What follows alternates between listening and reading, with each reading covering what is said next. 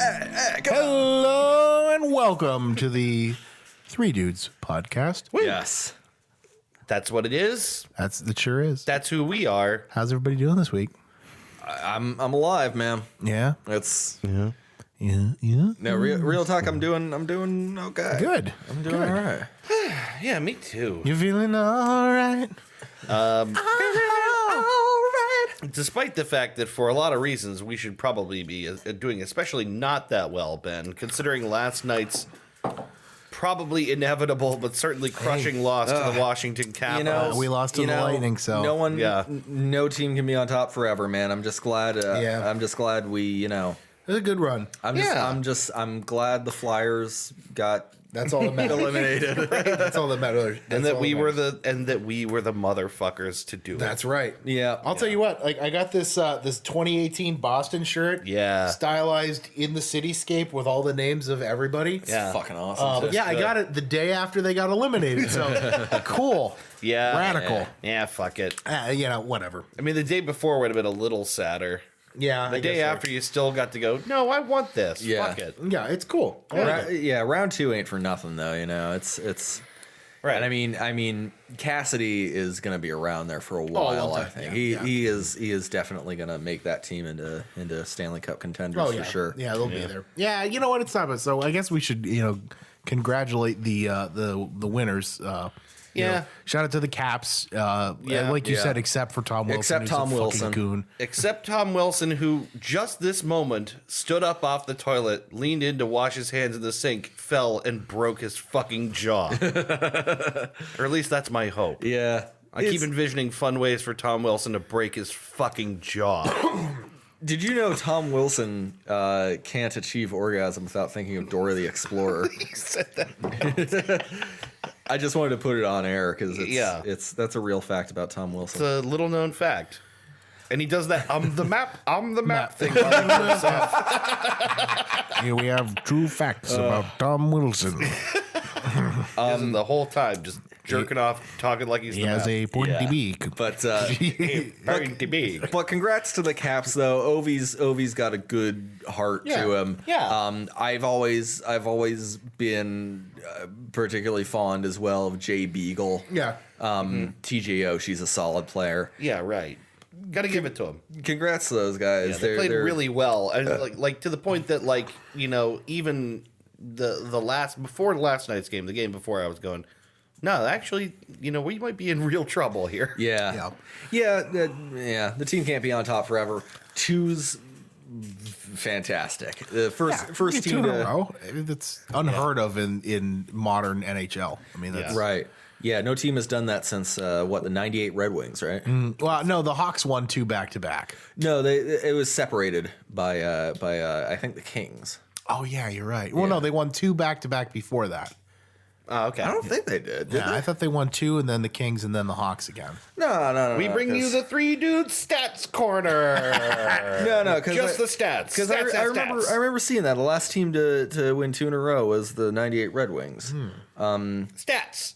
But anyway, regardless, You're right. Yeah. Yeah, congrats to them. Yeah. Definitely, we're looking at certainly not the Eastern Conference Championship we'd hoped for, but I was just telling Dave it's going to be a wacky one. I think it's going to be a high scoring conference series. It's going to be goofy and nutty, and it's going to be there's going to be a lot of dudes falling over each other. Oh yeah, trying to like showcase their offensive powerhouses. It's going to look like every team is the team the Harlem Globetrotters beat. Yeah, right. Well, I mean, because whoever wins has got to be ready to take on either Vegas or Nashville. Presumably Nashville, but Nashville had to force Game 7 against Winnipeg, but they have them in Nashville. So that's a big advantage for the Preds. This is going to be an intense. That's Thursday at 8. I am going to watch the shit out of that game. I still maintain that the Predators and the Knights have been on a collision course since the playoffs started. For sure, it's going to be a very good. We're going to see what happens in this Game 7. I think. Yeah, I mean, we don't know. Winnipeg's playing their hearts out, man. Yeah. If the Preds and the Knights are the final. How cool would that be? That'd be great. How cool, how great would that be? It's going to be some real fucking high intensity play. Yeah. That is going to be the series. So the Eastern Conference final, I say it's going to be high scoring. That's going to be nothing compared to the Western Conference final. Yeah. Not by a long shot. You're going to see like I would hope you'd be seeing scores like, final scores like 6-5 or like, It's either going to be that or it's going to be scores like 1-0. Yeah. You know what I mean? Like Right, it's yeah. either going to be you got the two, as far as I'm concerned, the two best goaltenders playing the game right now. Sure. Facing off against each other. So Yeah. Pretty Well, good. we'll see what kind of a case too that Hellebuck can make because yeah. I don't know. I'm eager. I'm eager to see what the Western Conference turns into. It's going to be great. It's going to be great. Can I update you guys on McDouble Watch? Yeah, please do. Please do. It's a 3 dudes McDouble watch fanatic. McDouble watch. After that beautiful intro, I have zero news on the McDouble itself. However, I'm loving it. I just thought I would update you. My personal war against McDonald's is still ongoing. I received a coupon sheet in the mail for their new fresh beef burgers. They had like a buy one get one coupon. You're not fooling anyone. That's Wendy's thing, McDonald's. I threw it away. I immediately threw it in the garbage. You're not Wendy's. You will never. No. It's like the stepfather trying to live up to the dead father. Oh my you God. You will never live up to them. Oh my God. Don't even try and be my dad. Yeah, Jesus Christ. quit trying to be my dad. You would better be my dad, McDonald's. Quit trying to be my dad. My dad took me for a Dave's Classic and a Frosty. Yeah. What the fuck is this Big Mac shit? So, yeah, McDonald's war is still ongoing. Still ongoing. Yeah. No news, no sight of the McDouble. It's not coming back. Well, No thanks news? for that It's compelling good news. update. Thought I would give you a little bit of news Yeah. there, a little something. There's no news. I guess I have some news. I Yes, just you got do. approved. Trisha and I just got approved for our apartment today. Yeah. Woo! It's good shit. Yeah. So we're gonna be, and like, not only are we approved for the apartment, I have the rest of May and June's rent paid for. That's going to be great. It's gonna be great. It's gonna be great. It's gonna be great. It's gonna be great. It's gonna be great. It's gonna be great. I have July will be paid soon after that. And then not only am I, approved for the apartment, I'm fucking moving in on Monday. Like it's like we thought it was going to be at least a month for them to get something ready. It's crazy how like stuff like that happens where you like when I remember when I had to get a car and it's just like I need a car and I need it now, and then it's like later I'm driving away with the car going, I can't believe this happened. Yeah, right. Yeah, How do I have this? This is what's happening with me in this IT certification I'm trying for. Yeah. I thought I'd be studying for this for months. I'm close to the end of the study guide. I'm pretty confident if I can nail some practice exams online, I should be ready to schedule an exam by like next week. Yeah.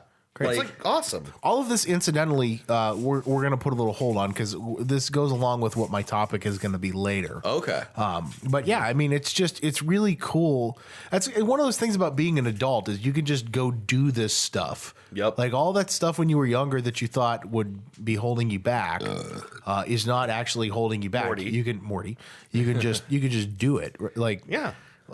Like if I wanted to, I can go to the gas station at 8 a.m, get a 12-pack of Miller Lite and a pint of Haagen-Dazs ice cream, Yeah. and I can just have that for breakfast, and nobody's going to tell me not to do that. For sure. Like I've been agonizing over like this job search because like it seems like people like we're on the very very upper end of being millennials. Yeah. Yeah.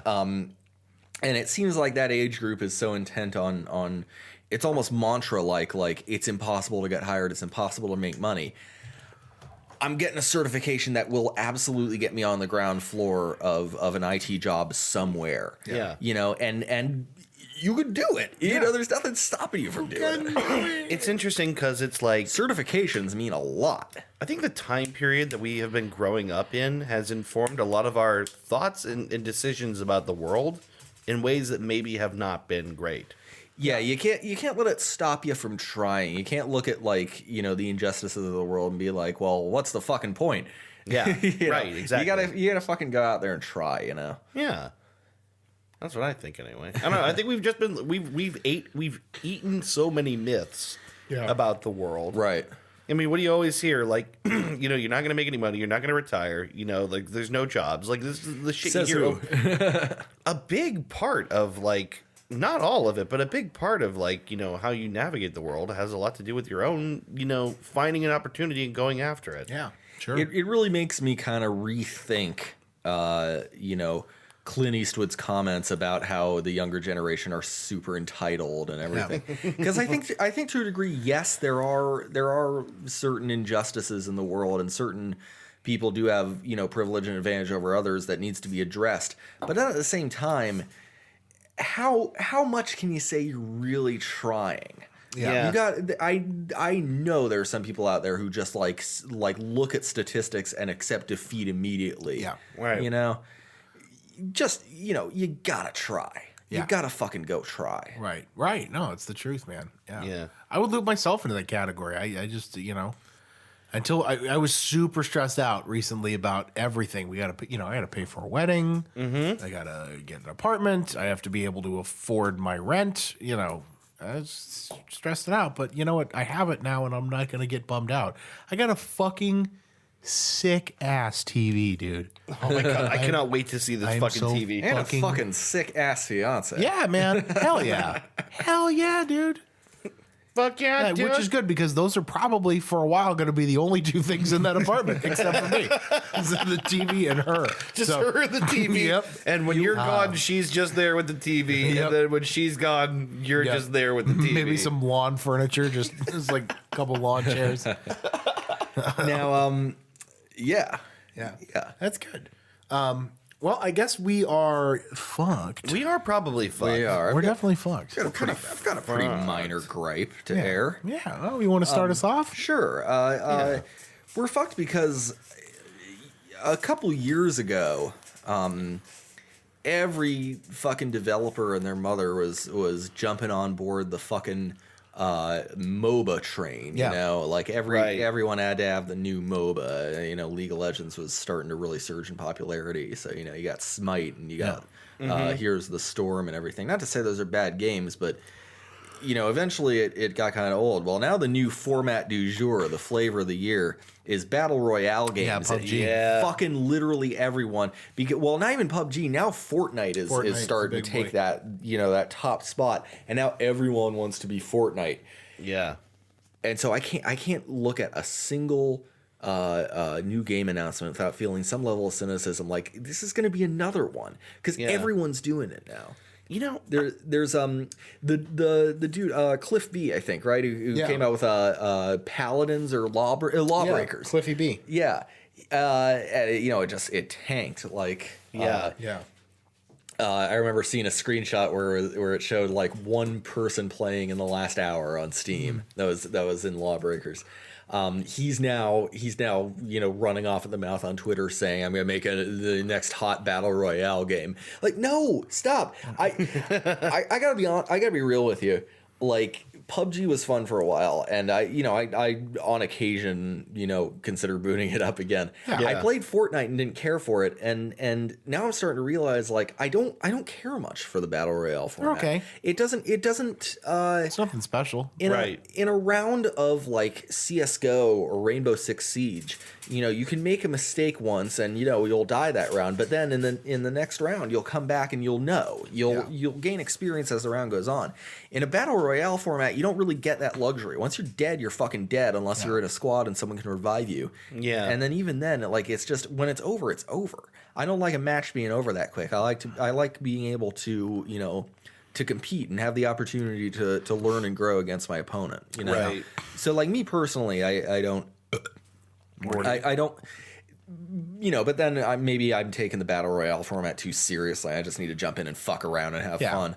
I don't think. Okay, I've never played. I've never played Fortnite. I never played Battlegrounds. I really cannot see myself getting into them because for me, it's like all I'm going to be doing for me is waiting until the coast feels clear, and then running and then hiding a bunch. That's more. what I've done. That's I'll tell you generally what I do. I have it on my phone because it's free on your phone. Yeah. And I didn't want to pay for it. I've played 2 matches so far. Both times I was a winner chicken dinner. Yeah. Which Yeah. is like the final guy. And I did that by killing 5 or 6 people each match. That's about and then average, hiding. honestly. Yeah. Like, It's a bit better if you're in a squad and you can afford to be a little more aggressive because Yeah. even if you go down, you can still be revived.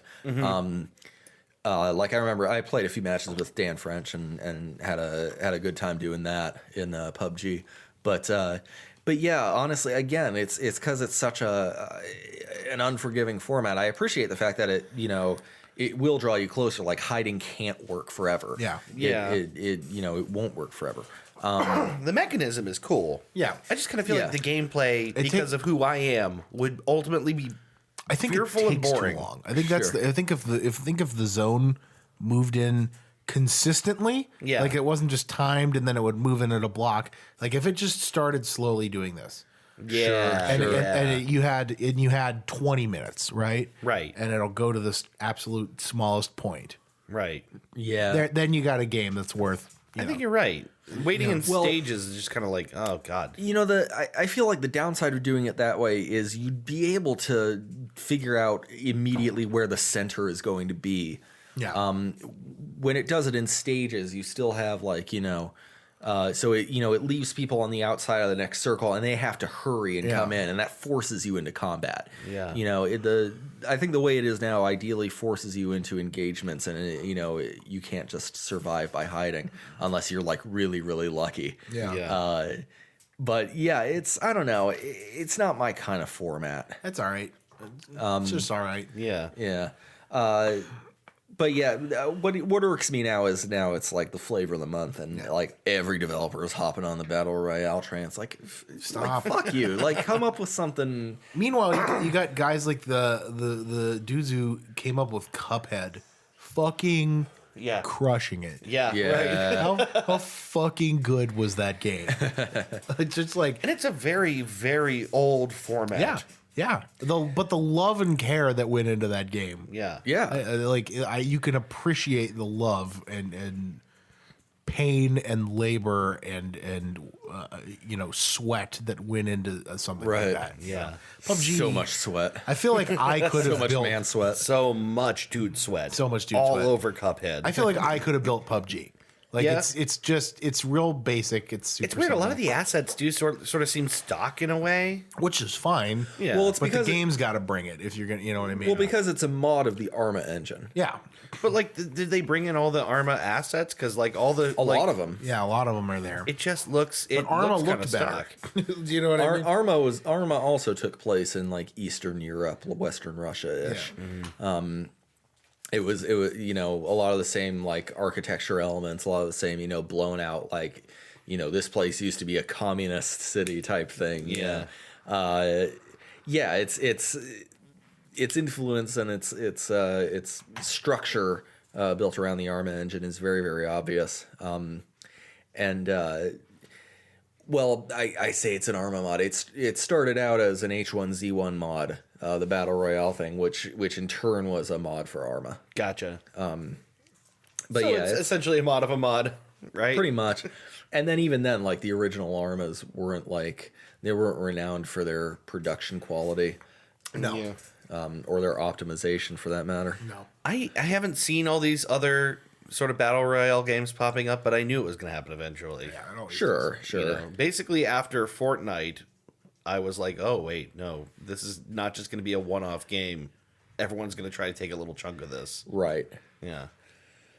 Yeah, that's what's irking me. I don't like flavor of the month type of stuff. This is why I've stuck with Rainbow Six for so long. Is Siege is, the tactical team-based shooter is, a fairly old format. It's at least as old as the first Counter-Strike.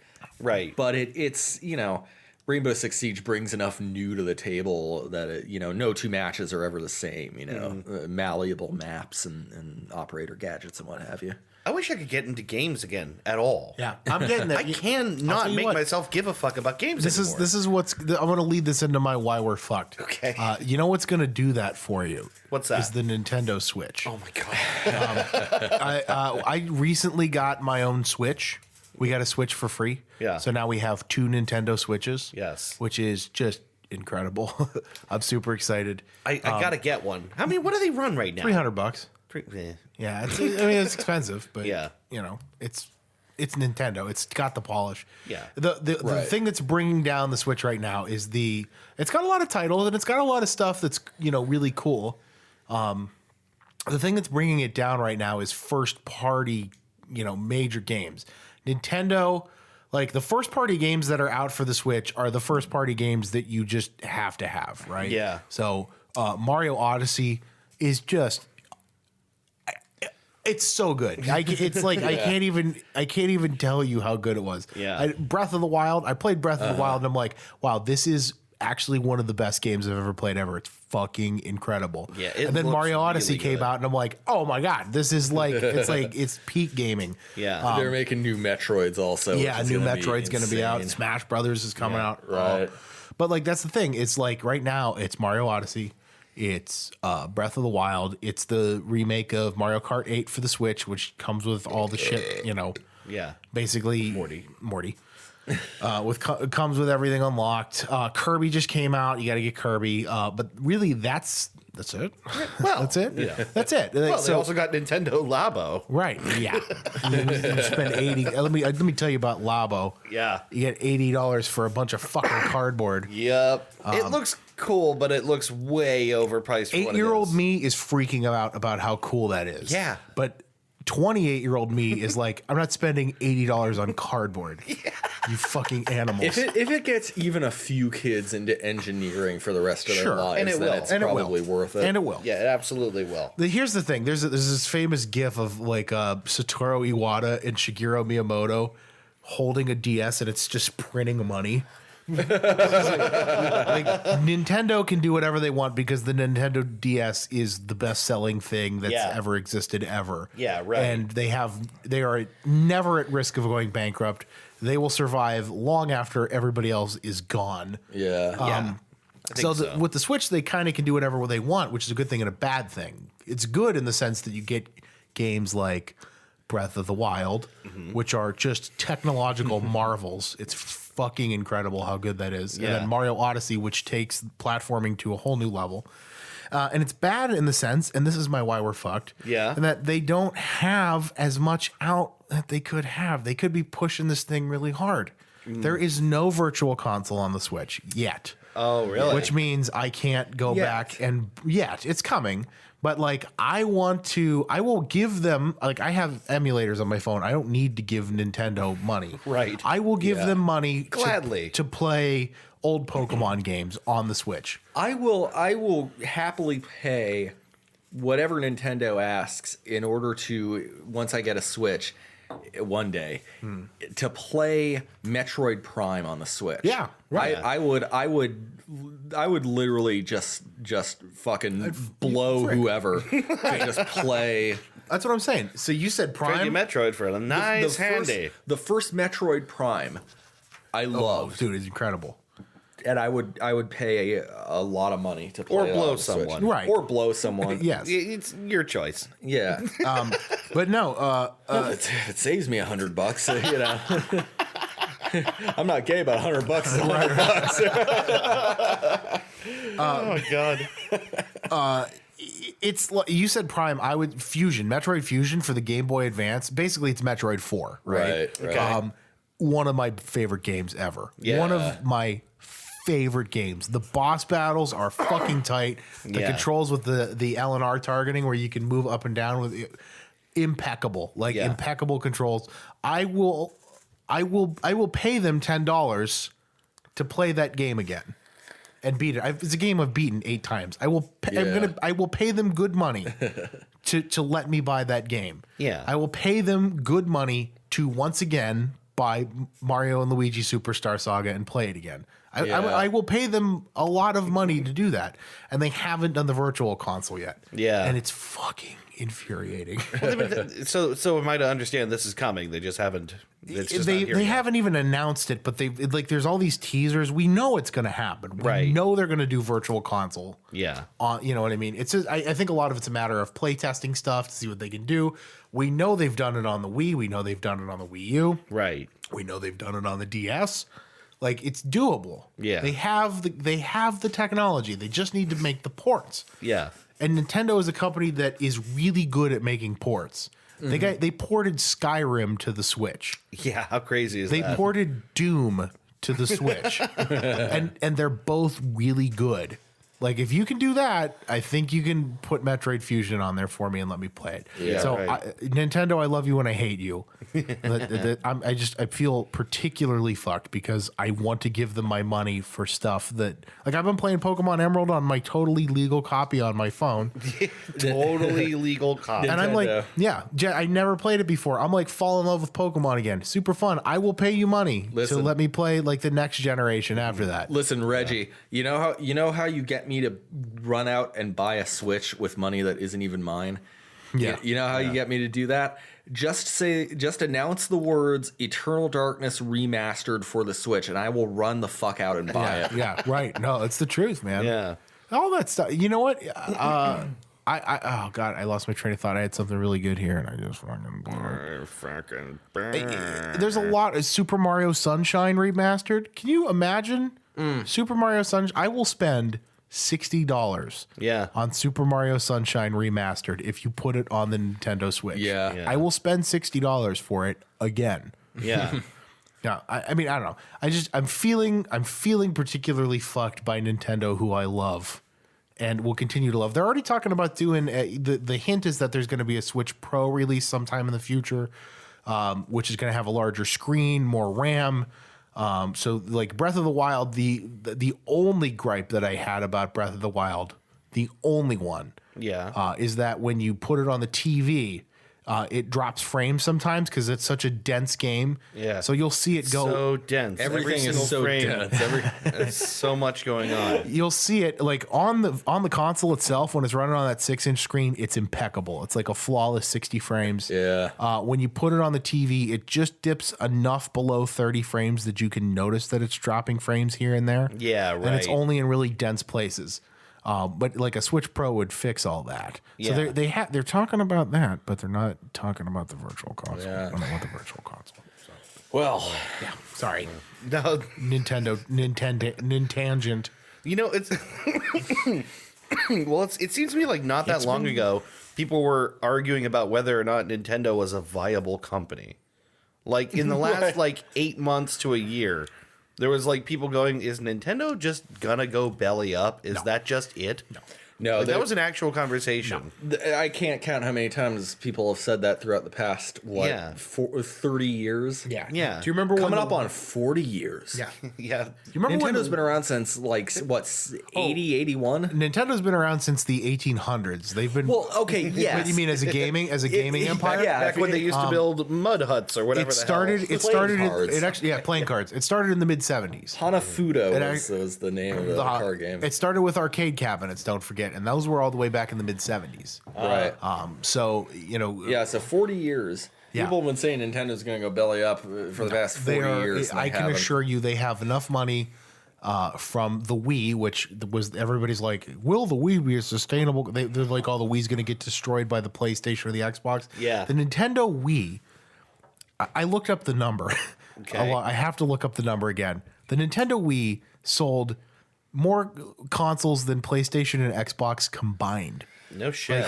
Not only did they surpass expectations, they fucking blew the competition out of the water. I mean, God it was like a almighty. disaster for everybody else. But I think the problem, like as investors saw it, was that somehow Nintendo was going to lose their market share because basically all the people still interested in Nintendo are like people that are getting older and maybe transitioning away to like, well, I'm more of a PlayStation person. Yeah. Like that was the perception, I think, among Right. investors. And you know what? That would have been, I'll tell you what, as a gamer, that would have been my perception too. Well, it might even still be true Yeah. on some level. I don't know if young kids get right into Nintendo or if they play their parents' Xbox. I don't know. Yeah, like get right into Call of Duty and Yeah, things right. like Just that. 7 years old, primed for murder. I'll tell you what, I'm on the front lines there, like watching people buy these consoles, and I'll tell you, like, from my level, whenever somebody comes in there like, I want to buy a console for my kid, I'm like, how old are they? If they say anything below 12, I'm like, you got to get them a Switch. Yeah. You got to get them a Switch. Buy a Mario Odyssey. They'll play that for 120 hours. Yeah, right. Like, it's, you know.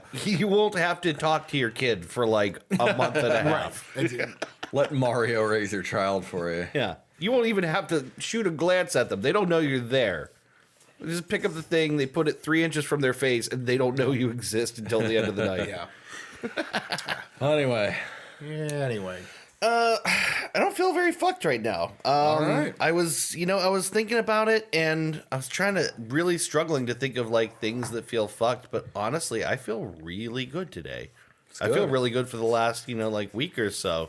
I wanted to tell a little story of how happy I feel right now, which is that I've been wanting for like weeks. I had this vision, a dream of a cherry tree that I wanted to buy to put in my backyard. And Sunday, Christy just showed up with a cherry tree. Yeah, buddy. Which was like super sweet and like basically made my Sunday. That's good, man. And I think it really, since around then, I've just been in a pretty great mood. Nice. I don't know, like I told you guys I started trying to, watch what I'm eating again, weighing myself again, and just the general feel good type, General feel good. General feel good. He's the one they call General Feel Good. He's the one that makes you feel okay. Yeah. Oh, God. But yeah, no, I'm just like I'm trying to, some reflux. regulate my life again, and that is actually resulting in me feeling pretty good for the last couple of Yeah, you just hit the east side of the LBC on a mission trying to find Mr. Warren G. Yeah, like that. See a car full of girls, they don't need to tweak. All you skirts know what's up with 213. That's actually exactly what I was gonna say. Yeah. I don't know how you. Right. How did you know? Yeah, You like read my mind. Right. Nate Dogg and Warren G. That's how do you know about Nate Dogg and Warren G? I went to high school with those guys. My two buddies on the south side. Yeah. How do you know about Of them? Compton. How do you know about them? Yeah. Wow. That's amazing. Wow. Anyway. Yeah, no, so Morty. Sorry. no, but that's I'm trying to like do some positive things in my life right now because I don't know, like I think it's something about having gone over 30. Yeah. Everything is looking different to me now. Yeah. Today I went to vote and I felt like a real grown man. For some reason, I'm like getting out of my car and I'm like, I'm gonna vote. I'm gonna go vote today. I'm gonna go vote. And I walked in past the people standing out there. They said, "Appreciate your support." And I said, "Whatever, I don't know you." And then I went in. I cast my vote. Yep. And I walked out with my shoulders held high. And I'm like, I'm Mr. Man. I did my civic duty. Yeah, I'm Mr. Man today. Mr. Man. So I'm looking for more things like that in my life, where Yeah. like I feel like I'm in control of something, and like I'm competent, and I'm doing what I'm supposed to be doing. You know what you got to do? You got to take up. You know what you got to do? What do you do? You got to take up woodworking. You got to take up like a stupid man hobby. That is absolutely something I want to yeah, do. that's right. You can whittle stuff. I think I've told Christy before. I don't know if I told you guys, but this room here, I want shelves everywhere. Yeah. Like, I just thought how cool it would be to have, like, like our various dude artifacts and Yeah. stuff around, The dude facts. and to build shelves. Like, why couldn't I do that? You could. It's real easy. Yeah. Yeah. Why couldn't I do that? You could. I can't. You can. I As a might. matter of fact, you should. I shall. You will. I Speaking did. Speaking of voting, I was just telling someone earlier. You guys, hopefully, we get a kick out of this. I was talking online about what I think of in my head when I'm going through the fucking pamphleteers, like on my way to the polling place. Is it- All the people trying to hand you.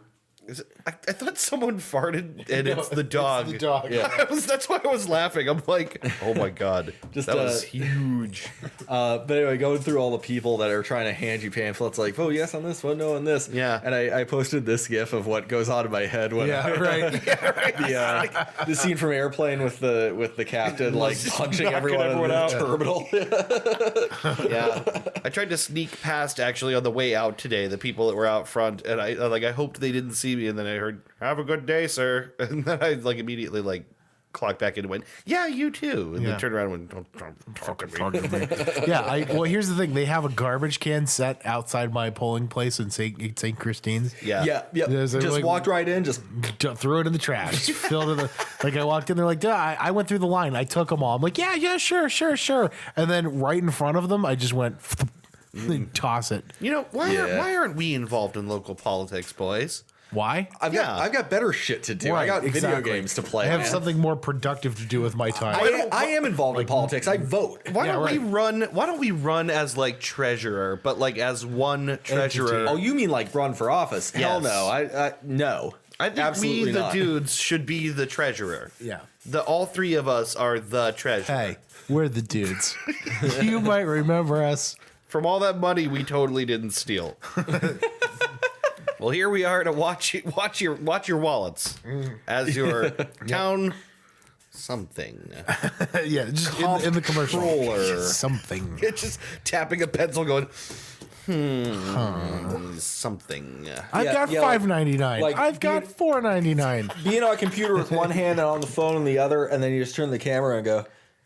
Yeah, just a little subtle smile. Yeah. Anyway. It's the Mutual of Omaha's Wild Kingdom for some reason. Is that It's me and Ben chasing you, and it does that pan around. like I'm running away? Yeah. And I've got like a tooth missing and blood running out of my face. Oh my god. We're both in like trucker hats and filthy flannels. Yeah. You guys have like full like fatigues or whatever. Right. I'm like in a dirty t-shirt. I have like fishing waders on, muddy fishing waders, and like a real old pickaxe, and I'm just chasing you with it. Mutual of Omaha presents Deliverance. As I reach the camera, I'm holding a sign. This is please help me. Yeah, right. Well, that's weird. I just do like little cut commercials after that, like after the main one. It's like little 15-second spots, and it's you like with your face up against a rock, and we have our hands on your head. We're going, squeal like a piggy, boy. Squeal like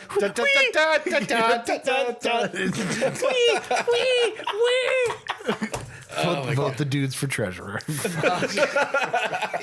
There's a 3 crossed out, and it's just 2 dudes. 2 dudes. Oh god. That's a good image to start this show on. Yeah, why not? Ah. All right, we'll be back momentarily with Joke of the Week and then the main topic. Yes. In just a minute. Yes. All right. Yes. Bye-bye. Steamed hams. Oh, did you see that video I sent you guys? Turned down for steamed ham? No, I have to watch. We're gonna have to watch it at the break here. All right. All right, guys. Be right back.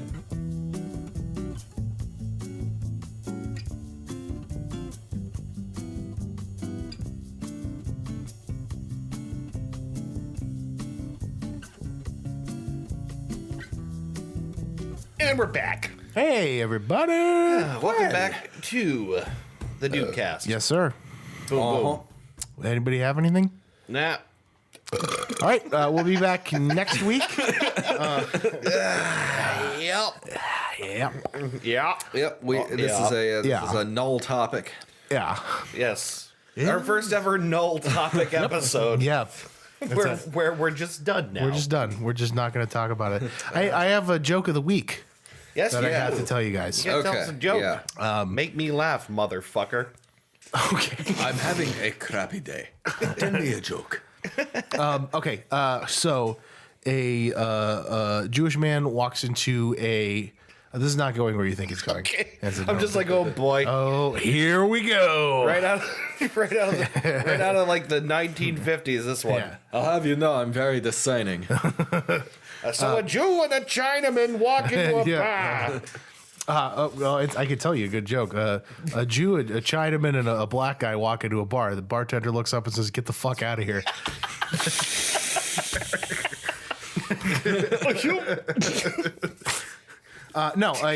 So, A Jewish man walks into a synagogue to see the rabbi. Yeah. And he goes up to the rabbi and he says, "Rabbi, I don't know what to do. My son, he's about to turn 17, and he came to me and he told me he wants to be a Christian. I don't know what I did wrong. I took him to temple every Saturday for the Sabbath. I took him to Jewish school after normal school every Wednesday. I tried to instill, the Jewish faith into every aspect of his life. And he comes to me now and he tells me he wants to be a Christian. I don't know what to do." And the rabbi said, it's amazing that you come to me with this problem. I just had a guy yesterday who came to me who had the same problem. He had a son who was about to become, an adult. And same thing. He took him to temple every Saturday, and he took him to Jewish school every Wednesday after normal school, and then To Jewish school. Jewish school. Yeah, Yeah. whatever. Yeah, whatever. In school, they teach you how to be we a don't know Jew. what it is. Right, right. That Right. Jew school. It's like catechism, but for Jews. And sure. Yeah. a lot less interesting. No, Maybe more. maybe more. Yeah, Maybe honestly. more, honestly. But yeah, the rabbi says, he had the same problem, and he said, the other guy looks at the rabbi and he says, well, what did you tell him to do? And the rabbi said, well, I didn't tell him anything at the time. I talked to God about it, and the other guy says, well, what did God tell you? And God appears from the heavens and he said, well, it's a funny story because the exact same thing just happened to me.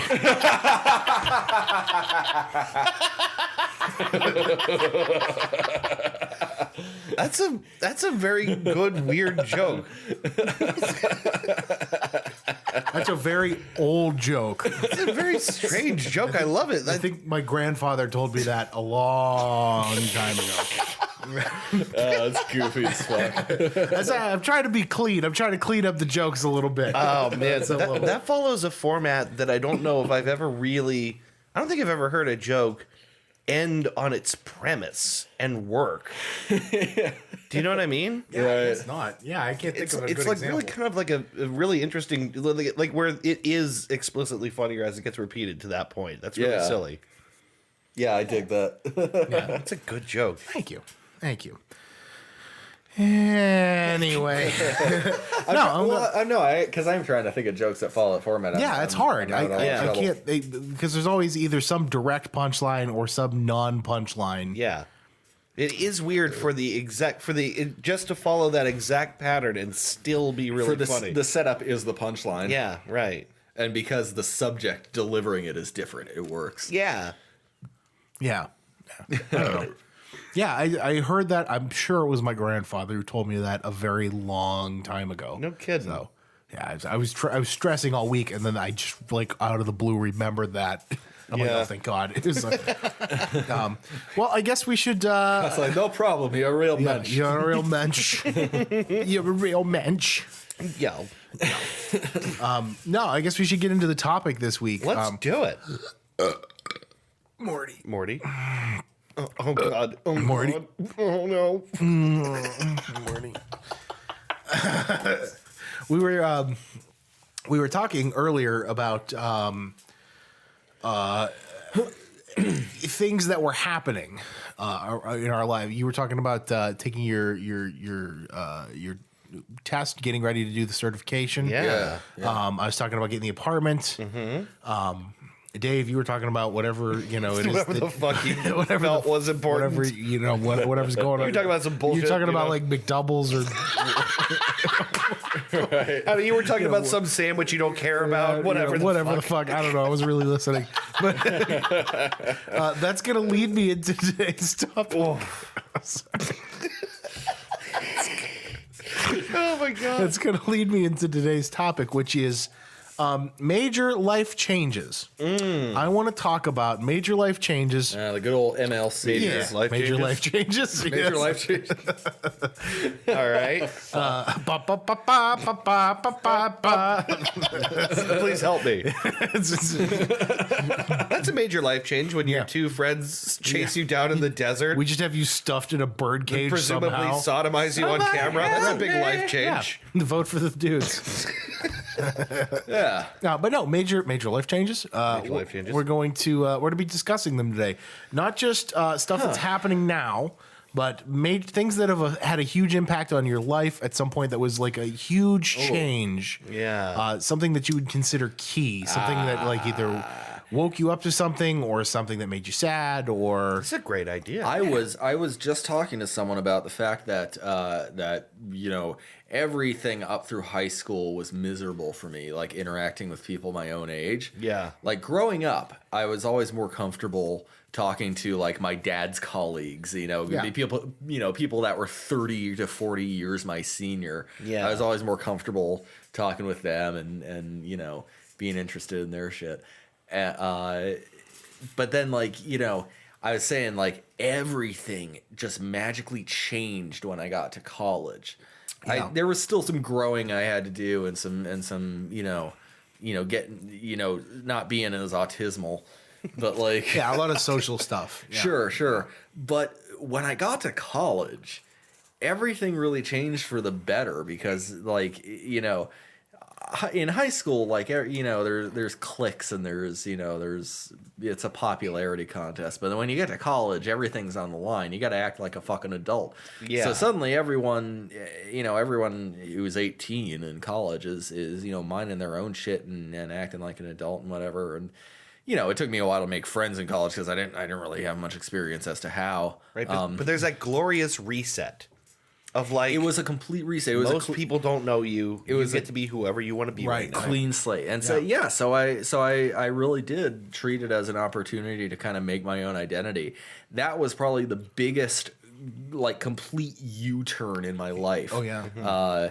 Well, the biggest positive U-turn in my life. Yeah. Okay. But like you're absolutely right. You get like a kind of a soft reset on your life. You get to kind of carve your own identity and kind of find yourself.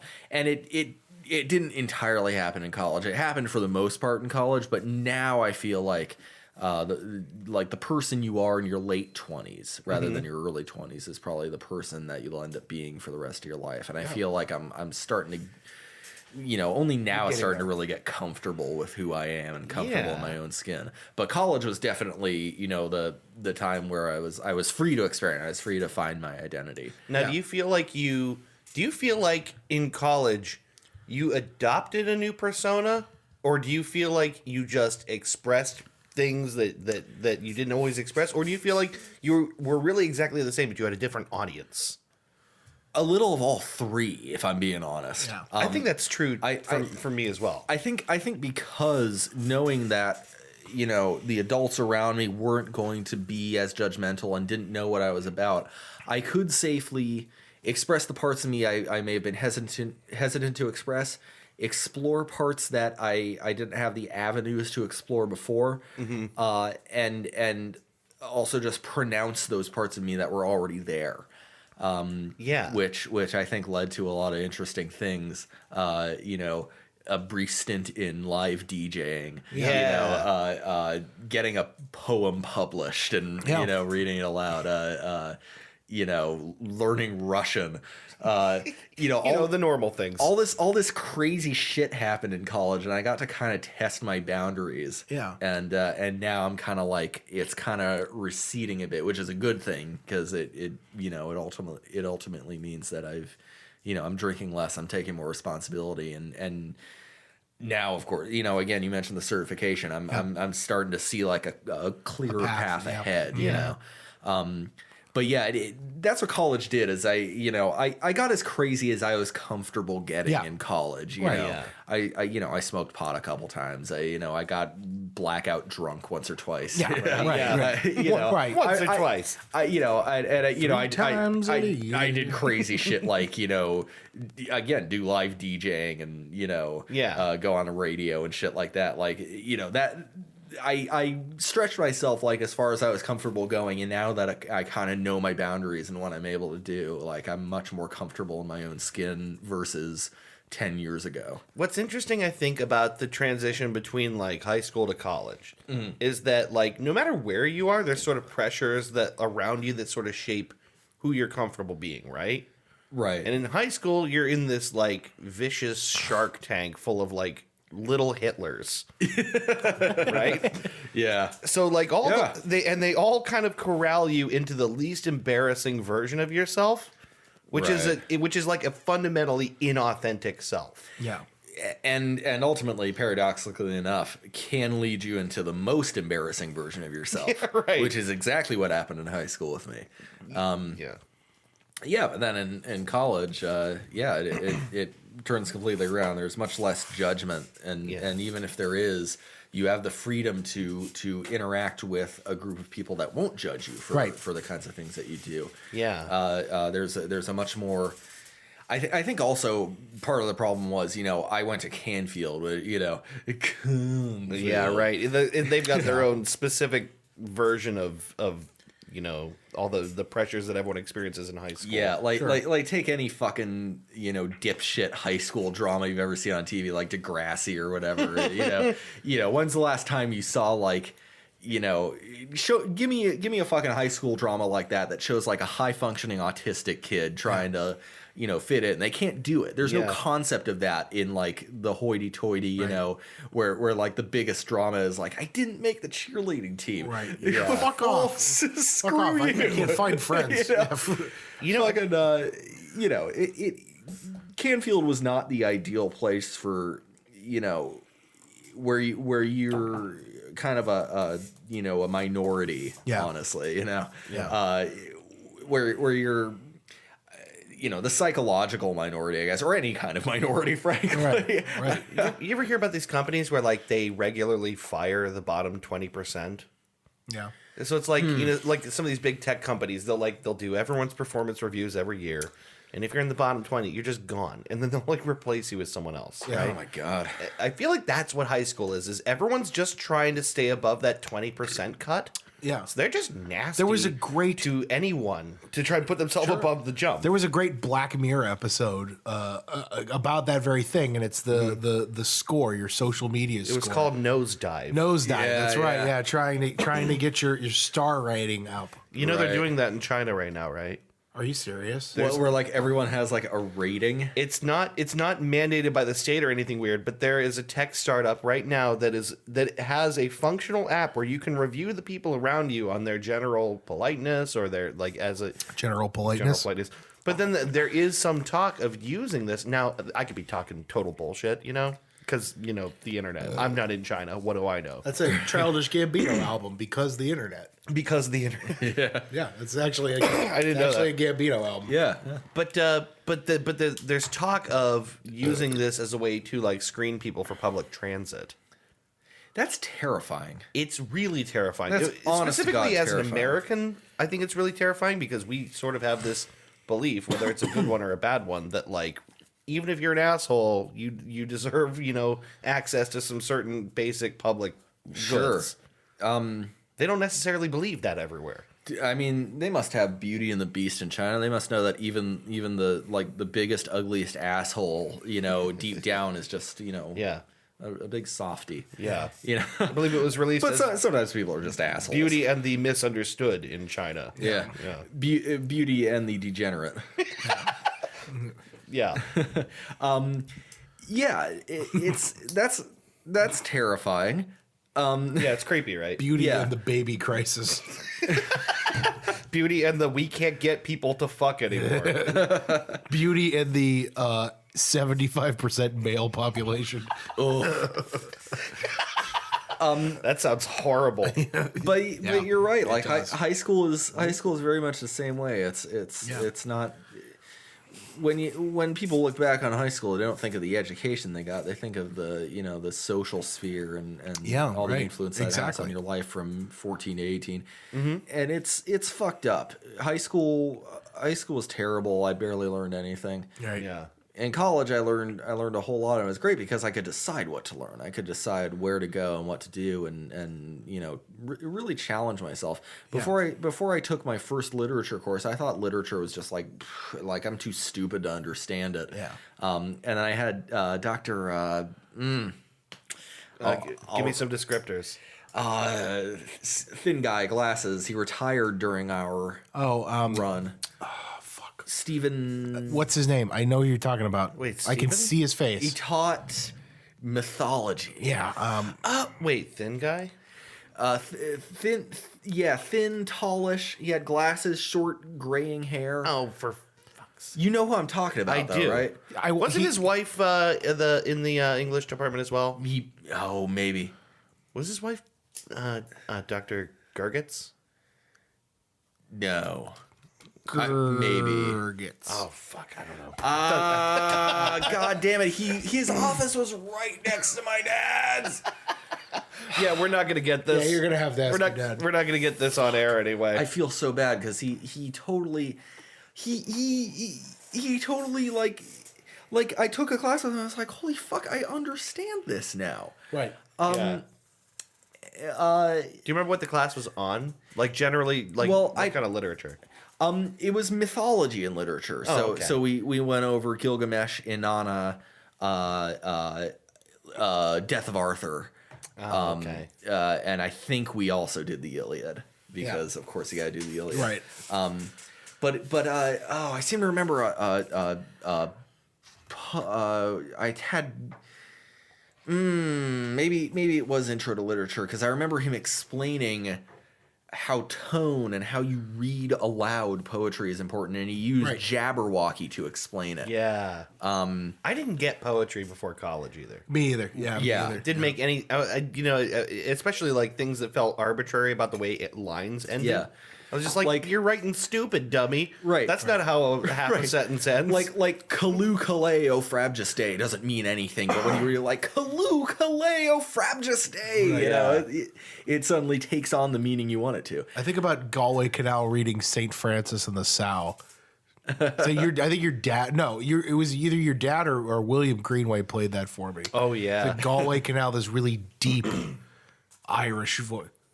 A St. Francis and the Sow. Like proof rock. Yeah. Yeah. I think some of these, you get when someone recites poetry to you and does it well. Nobody might be better than Phil Brady. Yeah. Phil Brady's very good at it. That dude has a command of speaking in a way that I will never, ever completely understand. Yeah. Yeah, he's I mean, like, I would recommend anybody just watch Phil Brady read something. Yeah. Or recite something. I mean, he's very good. Well, it's funny, now that we're talking about college, we're talking about how much it changed Ben. But Chris, I mean, like, how do you see yourself, like, before and after college? Because I feel like all this, because I didn't know you back in high school. Yeah. I mean, we were so far apart in school. But, like, I feel like you always describe it as kind of like your punk or grunge phase. My sexual awakening. Your sexual awakening. The time of my many sexual exploits. Yeah. With many women. And one man, but we're not going to, whatever. 2 men. No need. 8 men. Don't have to talk about it. At once. So I'm looking up Rate My Professor. Every and, orifice. Old every orifice Brady. Yep, that's what they called him. Dr. Snyderman. Yeah. Snyderman. Oh, yes, Steven Dr. Spiderman. Snyderman. I remember Dr. Spiderman. So good. Spider-Man, so fucking good. Teaching you about the Iliad. Yeah. Slings a web, but he's really smart. Dr. Snyderman was the fucking bomb. He helped me understand literature. I'm looking on Rate My Professor. Did he get the chili pepper? He was fairly old, so I'm wondering, did he get the chili pepper? I don't know. I'm not looking at him. I'm looking at my dad's profile. And He's got the chili pepper. He's got the chili pepper. Yeah. He's a 4.8 out of 5, which is about as good as you can ask in for. physical attractiveness? Just in general. Just in general. Oh, okay. I'm going to say, he's doing real well there. That's way up at the top of hotness. Dr. Slam's dad is extremely passionate and knowledgeable about British lit and mythology. He read the assigned reading out loud to us during class and explained how it related to the yada, yada, yada. Good. Awesome. His class was a delight. Amazing professor. So much fun. Yeah, like I love reading my dad. I thought for a minute, it actually took me a while. I was like, did they call him Dr. Slam's dad? No, I'm disguising his name. I will definitely go on there and rate him as Dr. Slam's dad. I had a great time in class with Dr. Slam's dad. Yeah. No, for my, I wouldn't break it up into like high school and college. No, I would consider my life broken up by the friends I was with at the times in my life. Sure. And I've gone through a lot of big friend group changes throughout the years. Sure. As everybody does, I think. You kind of like section off your times, but I wouldn't break it into college and high school, although those are definitely related to the friends that I had at the time. I gotta think that like between high school to college, I think your friend group probably shifts in the middle of that. Yeah. You're spending more time with different people and less time with other Yeah, people. and it did. Like, first of all, I didn't like. I've said it before on the show. Like, I was very fortunate. You grew up in snooty Confo. Yes. I grew up. Confit. I came into high school as a fucking really weird, awkward nerd who was, still friends with like the nerdy people, but like I've said it before. I had friends around me who helped me, be popular, which is like for your own mental sanity very important in high school. Sure. I think everybody at this table can attest to. It's don't be in that bottom 20%. So I had friends around me who were viciously loyal, who made me cooler, and that helped tremendously. And I think I had probably more wild fun in high school than I did in college. I mean, I had wild fun in college. I was drinking a lot, but I mean, which is, I was different from any other night of the week. But like in high school, It was with people then, Yeah. as opposed to in a dark room in the basement alone or something. it was like my friend group from the second grade was like when I really started making close friends. On to high school, like mid high school, Yeah. I had one friend group, and then those started to kind of dissipate and fall off, and and I had another friend group, and it was a lot of stoners. Yeah. I had which was cool. Those are incidentally they make excellent friends. Yeah. They're really good friends. Yeah. And then I had another tight group with some friends from high school, and then some other friends, and we had this really tight-knit group. And then I broke up with my girlfriend, and all those friends went away. Yeah. And then that was like the college friends, and I was like 19 and a half when that happened. And then I had worked with you, Dave, at Little Caesars. That's right. Little Pleasies. Little pleasies. I was always friends, incidentally, with Christy from the time that I started working. Yeah. To now, we were friends. Whenever she would come back in town from Chicago, we'd always make it a point to get together and hang out, and it was always a blast. Yeah, that's a special thing too. When someone leaves and you still manage to like maintain Keep in touch. friendship. Yeah, It's hard to do. I've said it before. Like I've very comfortable at this point knowing that the friends that I have are going to be the friends that I have forever. You know what I mean? Yeah. Like I know that if I moved away and I came back in 5 years, you guys would still want to get together and hang out. Yes. You know what I mean? Yeah. Like it's super important to me to have that because it's been it's been a changing environment. So like my it wasn't like college per se, but it was the kind of people that I was hanging around with in college. And like after I was already a year or so deep into college when I lost all my friends. I lost everybody like that I thought was super important to me and was super important to me. I lost everybody that mattered, and I had zero friends. I had nobody. For a short time. And then we had class together several times. Yeah. Purely on chance, which was great. In fact, the one class that we had together is the reason I have a copy of Confederacy of Dunces, which I still haven't finished. But that's you right. saying it was your favorite book. My favorite book at the I actually time. picked it up at Strand when we were in New York. It's still my second favorite book. It's a very good book. Yeah. But I think that had to be all on purpose because of Christy. I was introduced to you when we worked together. Because of you, I was introduced to our friend Drew. Because of you and Drew, I was introduced to Corey. Because of Corey, I was reintroduced to you because we hung out when we were little. Which is really weird. That is odd. I think we've talked about that before. That is odd. But it was like this chain reaction. I met Christy, and then because of Christy, I met you, and then it was Drew, and then it was Drew and Corey, Drew and you who introduced me to Corey, who introduced me to you, and like it blanketed all these friends of mine, all the people that I hold as important to me, are branched off of the friends that I that I made at that time, and I had to make friends all over. You talk about blank slate starting over again. I had to do everything because there was like a solid half a year of my life where I had nobody. Yeah. I had Ross. I had Ross, and he wasn't always in town. He was in Seattle. Right. Like when he was gone, that was, it's like I had nobody. I had no friends anywhere in town. What do you think about your personality over that time period, though? Because that's like the thing is like you pick up new people, but you also like pick up a new focus. Yeah. You kind of like new interests. Like that's I feel like in Ben's case, that's the big transformation. It's like feeling comfortable doing a bunch of new things and being a more like expressed version of himself. So, I mean, I think you said it was like late 20s. For me, it was about 24, 25.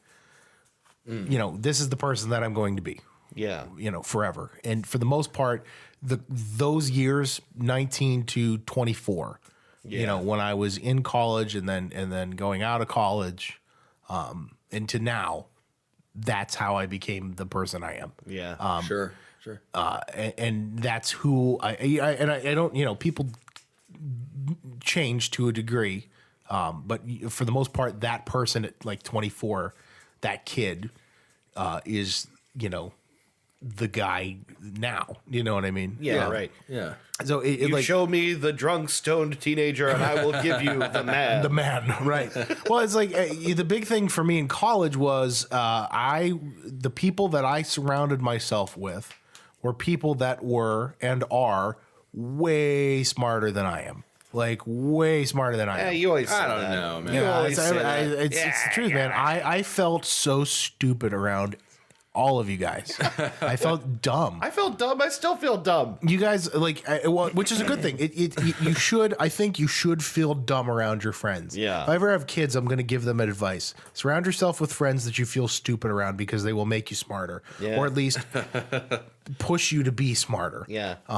Give you something you don't already have in your quiver. Right. Well, and then I think about one of the best pieces of advice I ever got was from my grandmother, and she said, walk into a room like you know what's going on. Yeah. And then eventually people will believe it. She also said never pass up a bathroom. She also said never pass up a bathroom. Another excellent piece of advice. Yeah.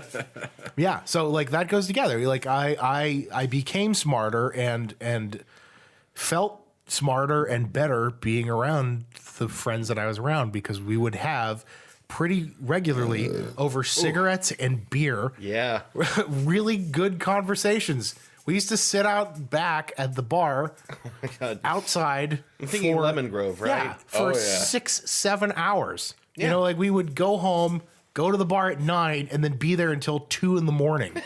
talking. You know what I mean? Yeah. Like that's really cool. And those conversations and all those nights and all those memories or lack thereof are like, I think that's what really made me the person I was. That was a huge change, because it was just this moment where I went from being very desperate and very painfully lonely. Like just it's not a good feeling. And I was, a lot of other, horrible, very lonely. I felt very isolated. We're all, I think, kids of divorce here.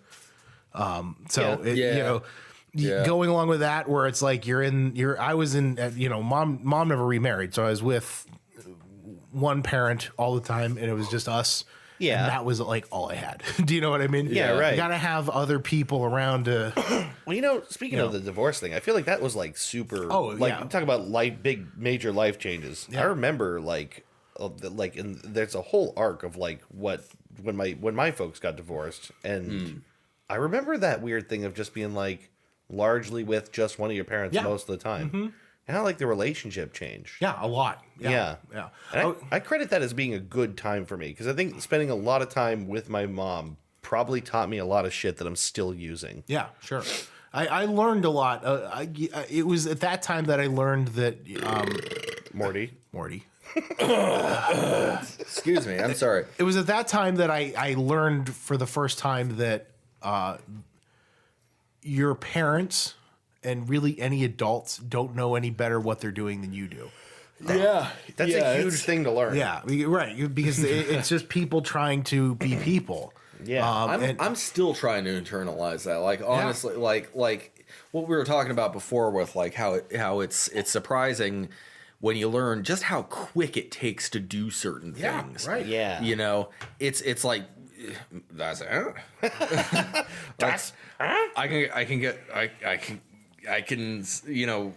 I can get certified for such and such, or you know, I can like I can learn to be a welder in like what, a year or like 2 years. Like that's it. I think that's a fault of the Institute of Education, because it's like this rigorous, it's like organized jail kind of when you're in high school, and then you get out and you can kind of do what you want, you know. They like blow it up to be like this huge, like, how you do after this is going to determine the course of the rest of your life. And then you get there and you get some TA teaching intro to biology, and it's like, all right, protoplasm, what can anyone tell me? Right, exactly. You just said something that Everyone else is just as hungover as you are. Exactly, right. something really compelling about what you just said, which is that like, I'm thinking about this now, and it's like that's what like primary and secondary education were all about, right? Was like, we go to a place, we shut up, we do what we are told, we pay attention, and then after 18 years of your life, you're supposed to go out and do something, right? Yeah. But you've been conditioned for a really long time to wait for someone else to tell you what the fuck to do. Yeah, it's completely counter to what the real world is like. It used to be, I think, that you would get done with school and then someone else, there was a new boss ready to take you, and that would be the mill. That would be, like the factory. Someone would take you and go, all right, we've got a very compliant, round-noggined child. We're going to drop him into, like, adult life now. We'll have him raking pig iron. Right. Yeah. I have no doubt in my mind. I wish the mills were open, because everybody at this table, we'd be having this conversation at a bar off of Trumbull Bridge right now. Yes, we would. You know what I mean? we'd be sitting around in like fucking fingerless gloves and beanies like in Rocky, just watching a black and white TV show and like a dipshit baseball game or something. But that's what the system was set up. That's what the system was set up to do. Was to make us ready to take action and in orders. It doesn't do that anymore. No, because there's no one. There's no one picking up afterward. Right. So then we sit here going, "What the fuck am I supposed to do?" For a decade. Modern school systems are just so ill-equipped to prepare you for adult life, and the reason being is they'll prep you for the shit you're gonna learn in college, like when you get you take like intro to like let's say you take intro to psychology, you're expected to at least have heard of Sigmund Freud. You're expected to at least know And his famous cigars. right. Sigmund Freud and those dicks he was always smoking. Right. Right. And his Sigmund Freud and my mom's pussy. If you're going into engineering or whatever, you're expected to already know how to determine the hypotenuse of a right triangle. Sure. Yeah. High school spends all that time drilling shit into your head, but they never teach you like the shit that actually matters, like how do you write a check? Right. How do you read a phone book? How How do I manage my money? There used to be a class called how do you manage civics. your money? How do I manage my money? How do I not overspend? How How do I say no to things that all the institutions of the world want me to spend money on and do? Would you know what to do if your sink had a leak in it? Right. There's a great... Would you know what to do if it had a slope in it? a slope on it. There's a slope on it. There's a great quote from Frank Zappa, and he's talking about how there used to be a class called civics. Sure. And civics class, now it's social studies, and it's basically just history. Yeah. Right. It's just history and learning about it. Now there's a bipartisan a bicameral government. Right. Yeah, right. That consists of the House of Representatives and the Senate. They used to tell you how to balance your checkbook. They used to tell you how to invest. They used to tell you how to form your own opinion. Like, they used to tell you how to do stuff, like the important shit, like How to be a person and a citizen. Right. Yeah. Exactly. Yeah. Civics. It's teaching you how to be a citizen. I wasn't taught that shit in high school. No, I wasn't either. I was taught this shit by my parents, which thank goodness my parents are around to teach me this shit. Yeah, Like, it was mom and dad, and I was hard headed and didn't listen to them a lot of the time. And then I had to figure a lot of that shit out because I was a shitty kid who didn't have anybody teach it to me in jail. Right? So I'm still digging my way out of shit I never learned. It's like there's some mistakes that I have had to make personally because and this is really not anyone else's fault, but it would have been nice to have a little bit more prep on exactly how fucked, your situation can be if you're not smart about this. Look at me sitting here with a fucking bachelor's degree in psychology I can't do anything with unless I go back for more schooling. This is why I'm pursuing certifications, because these are things I can do on my own independently without incurring debt that will still put me in a better position for a decent job, Yeah, I mean, it was just, I think when I look back on it, personally, it was an excellent, I needed it and I don't regret any part of it. But like, as far as life goes, one of the worst things I ever did for myself was go to college, because I started this slope of debt and I didn't have anything to show for it, by the time it's done. And I'm making my own way now without, and the thing that they don't tell you is that listen up, college kids. You actually can. If you want to go to college tight, that's great, but you got to want to go there. There are plenty of ways to make a living, a good living, without having a college degree. A really good living. A really actually. good living. Yeah. A better living than some of the people who go to college. Learn a trade, man. Learn a fucking trade. Get certifications and shit. Well, right now, Ross is down in Texas and he's working. He works in Texas on the oil wells. Yeah, he works his ass off. The guy, he goes down for either like a couple weeks, or like the last one was like a 2.5 month stint. He worked 7 days a week, 12 hours a day. Yeah, he bought a tailor-made suit. He has a tailor-made suit. Somebody tailor-made him to his measurements, a suit that fits him. Nice. I, at my job, could never afford that. No, I'm an off-the-rack guy. In fact, the suit that I bought for Alec's wedding, I had to wait till my fucking tax refund to get an off-the-rack suit. Right. We got, all right, so let me really delve in here. Alec and Colton, his buddy Colton, and I went out shopping for suits for his wedding. We got 3 suits at JCPenney for $411. Each or total? Total. Okay. Yeah. Total. Pretty good. That's really good. That suit, very that is good. really good. That suit is going to be the suit I wear at my wedding. Do you know what I mean? So I get it. Yeah. it looks pretty damn good too. Yeah. Like that's the thing. Like I've got a whole big fucking laundry list of shit that I wish I'd learned before I turned 25. Yeah. And I had to learn kind of along the way. Yeah. Like for instance, people will generally try to avoid work if possible. So if you can talk someone out of something, they'll generally be willing to do it. Yeah.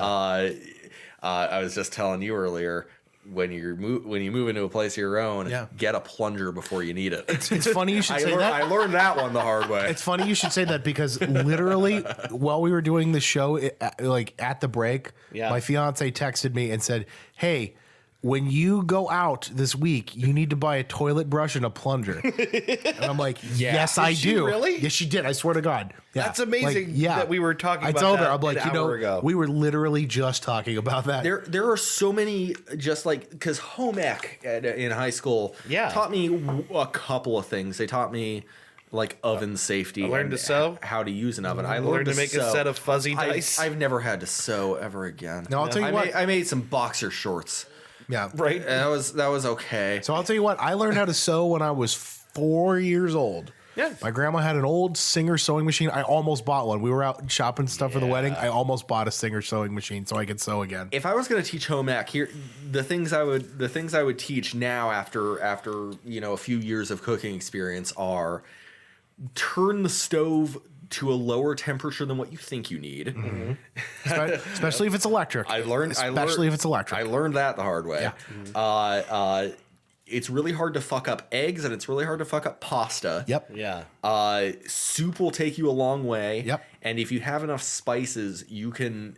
We watched Firefly. It's like Shepard Book said: a man can last till Judgment Day on canned food if he's got enough rosemary. That's right. It's the truth. It's absolutely the truth. Real basic shit about cooking that I wish I'd known when I started doing it. Yeah. Well, I kind of wish I had really gotten acquainted with meal planning as a young guy. Yeah. Yeah. As opposed to living from impulse to spit. impulse. Okay. Yeah. I just breathe my own spit and continue. Well, I think about something. This is where like the military is a good thing for some people, because they teach you. it's that next level of discipline after you get out of high school. And it teaches you basic things like make your bed in the morning, which I haven't done in a long time. No. The dad, that was like one of Dad's big things is like, you need to make your bed. And like, I know how to do hospital corners now. Yeah. Dad taught me that a long time ago. So I could do the 45-degree angle. I could have a drill instructor do the 45-degree angle thing. And I'm pretty sure I could pass every time. So like, it's little shit like that that starts your day off, and Right. the things that make you a good person. Maybe just like at least an organized person, a mindful person. Mindfulness is not a skill you are taught anywhere. No. There's definitely every reason to learn how to live in the moment and to I feel like Be reactionary. Sure, I feel like I learned this from Calvin and Hobbes, but that might not be. Theodore Roosevelt once said, "Do what you can with what you have where you are." Yeah. And that's all you can really say. You can't be sitting there in the middle of the pouring rain thinking like, oh fuck, I really wish I had an umbrella right now. Make your own fucking umbrella. Right, what do you got around you? You have your you got your jacket, pull it over your head. Yeah. There's a building right over there. Get underneath it. Right. You learning to live within the means that you have is a really important skill that isn't taught. And it's something that if you can't learn to do that, that's how people accrue mountains of debt. Sure. Hey, I'm living underneath a mountain of I'm debt. working my way out of it, and now I have to like live. Yeah.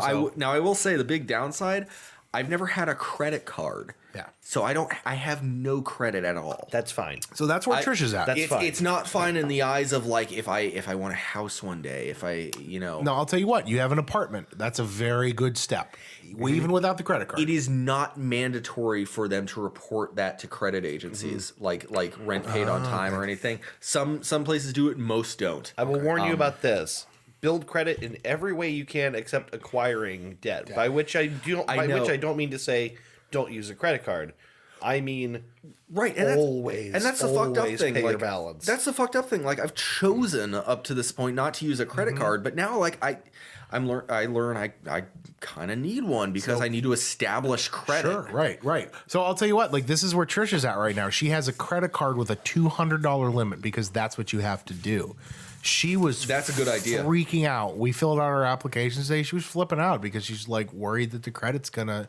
It didn't, obviously. We're gonna be moving in, but she was really worried about that. Her credit score, and it's not for like bad debt or anything. It's because she's new. She's new credit. That's what it says on your report. There is no credit. Yeah. So her score was 540.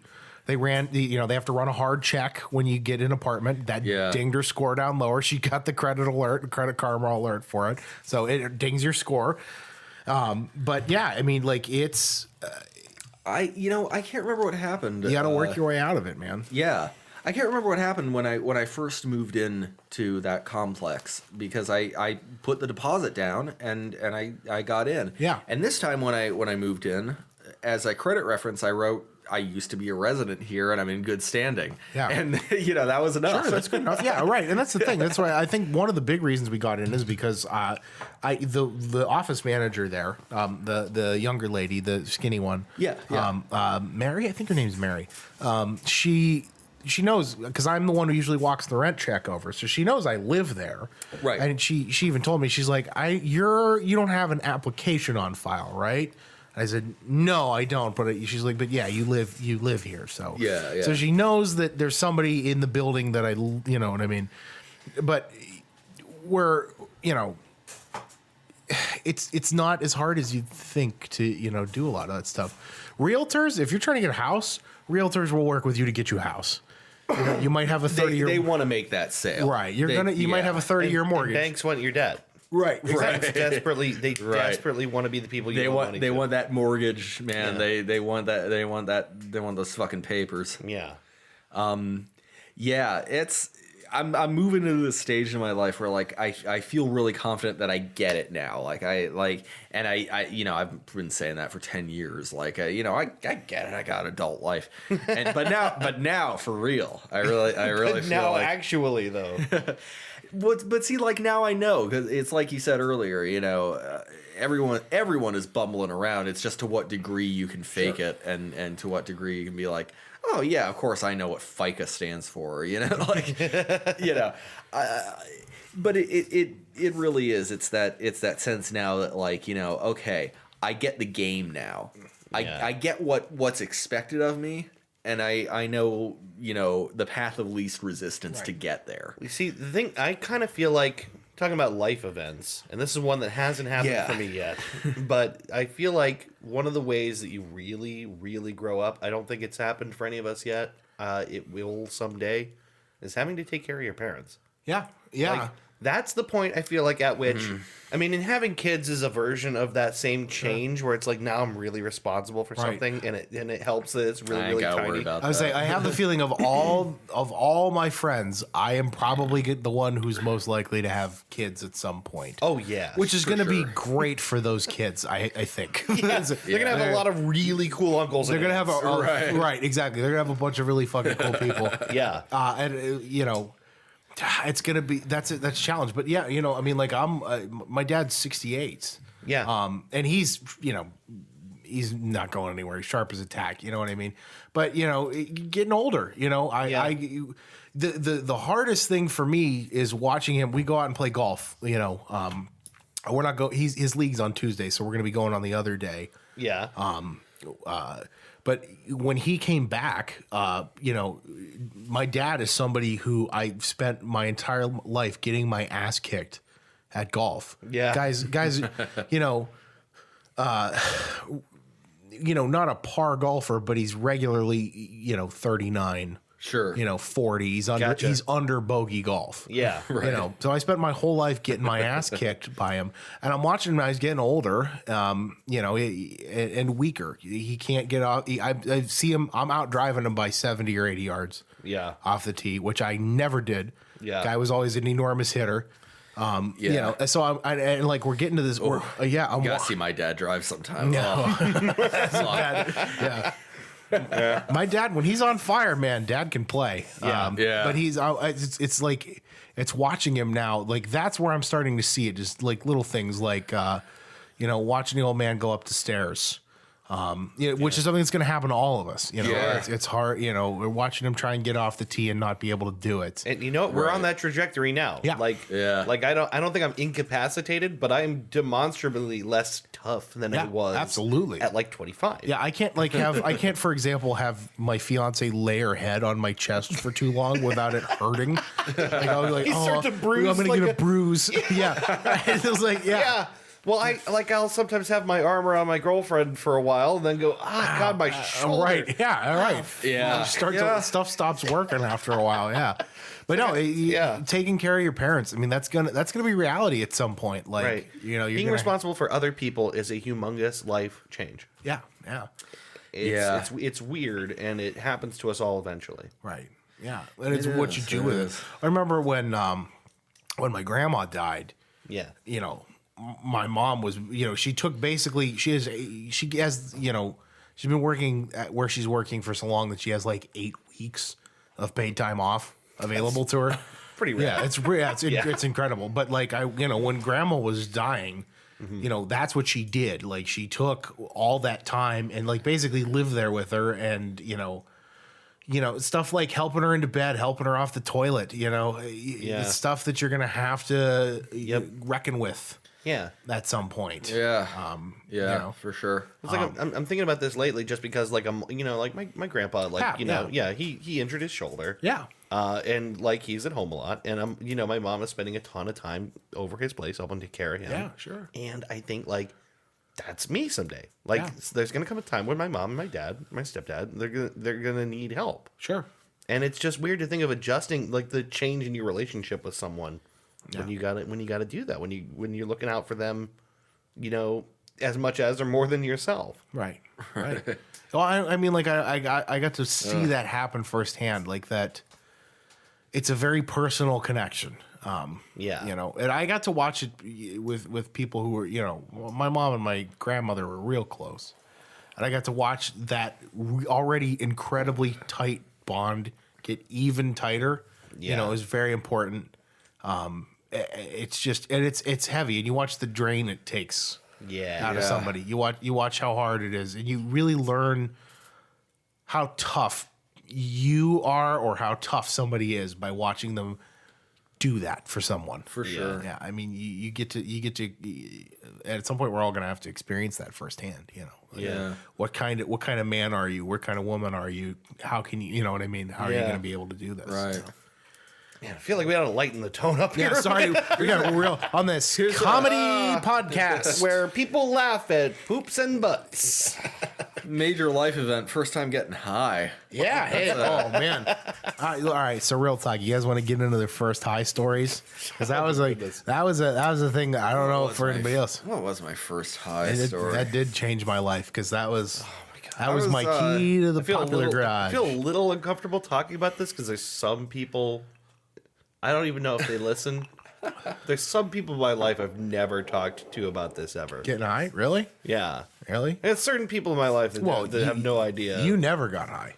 Yeah, that's what I mean. Yeah, I've never talked about how I've never did that. You never smoked Right. pot. I am very comfortable explaining that. I It's the remember past. I remember the first time I didn't smoke pot. It wasn't at like a little house party with my coworkers at the time who didn't live up the street from YSU, and so we weren't doing shots of slow gin and playing 3-man the entire night. Right. And then Slow gin is delicious. and then later on, one of the guys I worked with didn't offer me a blunt, and I didn't say, this is gonna be my first time, and he didn't get super stoked about it, and Right. didn't take me out to the car and Potheads. take a few puffs and look at the stars for a while, Yeah. and we didn't go back inside and drink more slow gin. Right. I Potheads. had that experience of someone being really excited. Potheads are always really excited when it's your first time. Yeah. They're super into it. As someone who has been the guy who's super into it, Yeah. it's cool because you get to watch somebody have fun and awaken that thing that you're already in on. I'll tell you after the podcast what this guy's job is now, because it's hilarious. Yeah. So my first time, definitely not smoking marijuana. I didn't tell anybody that it wasn't my first time. I did it by myself. Oh, really? Yeah, the guy who sold me the pot was a good friend of mine. And he thought that I smoked because I put on this look. Yeah, totally. Because those were the friends that I had. Those were the friends who took me in. I see. You're probably walking around wearing torn jeans and a Nirvana T-shirt. Exactly. You probably just assumed that I was with the supposed to long hair smoke and a pot, everything. right? Yeah. Well, that was exactly the look I was going for, and those were the friends that I already had. So Sure, yeah. he sold me a dime bag of pot. And by the way, I don't know. Like, I have friends who smoke pot still. And like a dime bag of pot looks a lot different now than a dime bag of pot looked when I was younger. Oh, really? Like a dime bag Bigger of or pot, smaller? gotta be smaller. significantly smaller. A dime bag of pot, yeah, right, exactly. Someone's got their finger on the scale, eh, Yeah, boys? right. A dime bag used to go a lot farther when I was younger. I can't wait until like the commissioner of weights and measures for Yeah. every township is in on the pot train. I know, right? So like at your gas pump where it's got a stamp from Yeah. some elected official, you can pick up a dime bag and it's got some guy's state seal on it. Hell yeah. Hell It was yeah. inspected by the commissioner for weights and measures. This is the stickiest of the Yankee. One solid dime bag But approved. you know, when it becomes legal, it's going to become so lame. Yeah. I don't know, man. I don't know. It's pretty good. It will be less edgy. Yeah, it'll be less edgy. For sure. Yeah. You can't make like stuff like Super Troopers and kind of like Right. tap into a subculture Yeah. because the subculture just becomes the culture. Right, Kind exactly. of like how drinking beer was real edgy when you were younger, and Yeah. now it's just like Eh. it's just like Tuesday. This is what I do, right? just Tuesday. It's just like every day of my life now. No, but wait, when I everybody just assumed that I smoked pot, so I bought it. And the first time, maybe this is why I always like getting high by myself. I got this, and I didn't know how to roll a joint, so I didn't have paper. I was too afraid to go to the gas station to buy papers. So I they're took, gonna know, man. Right. I was not, however, too afraid to go buy cigarettes at 16. So I had cigarettes. Right. And I unrolled all the tobacco out of one of my Marlboro Reds, and I just stuffed it with pot.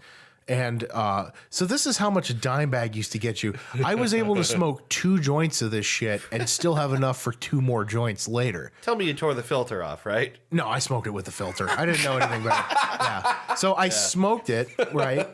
And I didn't get high, maybe because the filter was on there. I smoked the entire one. You think? Right.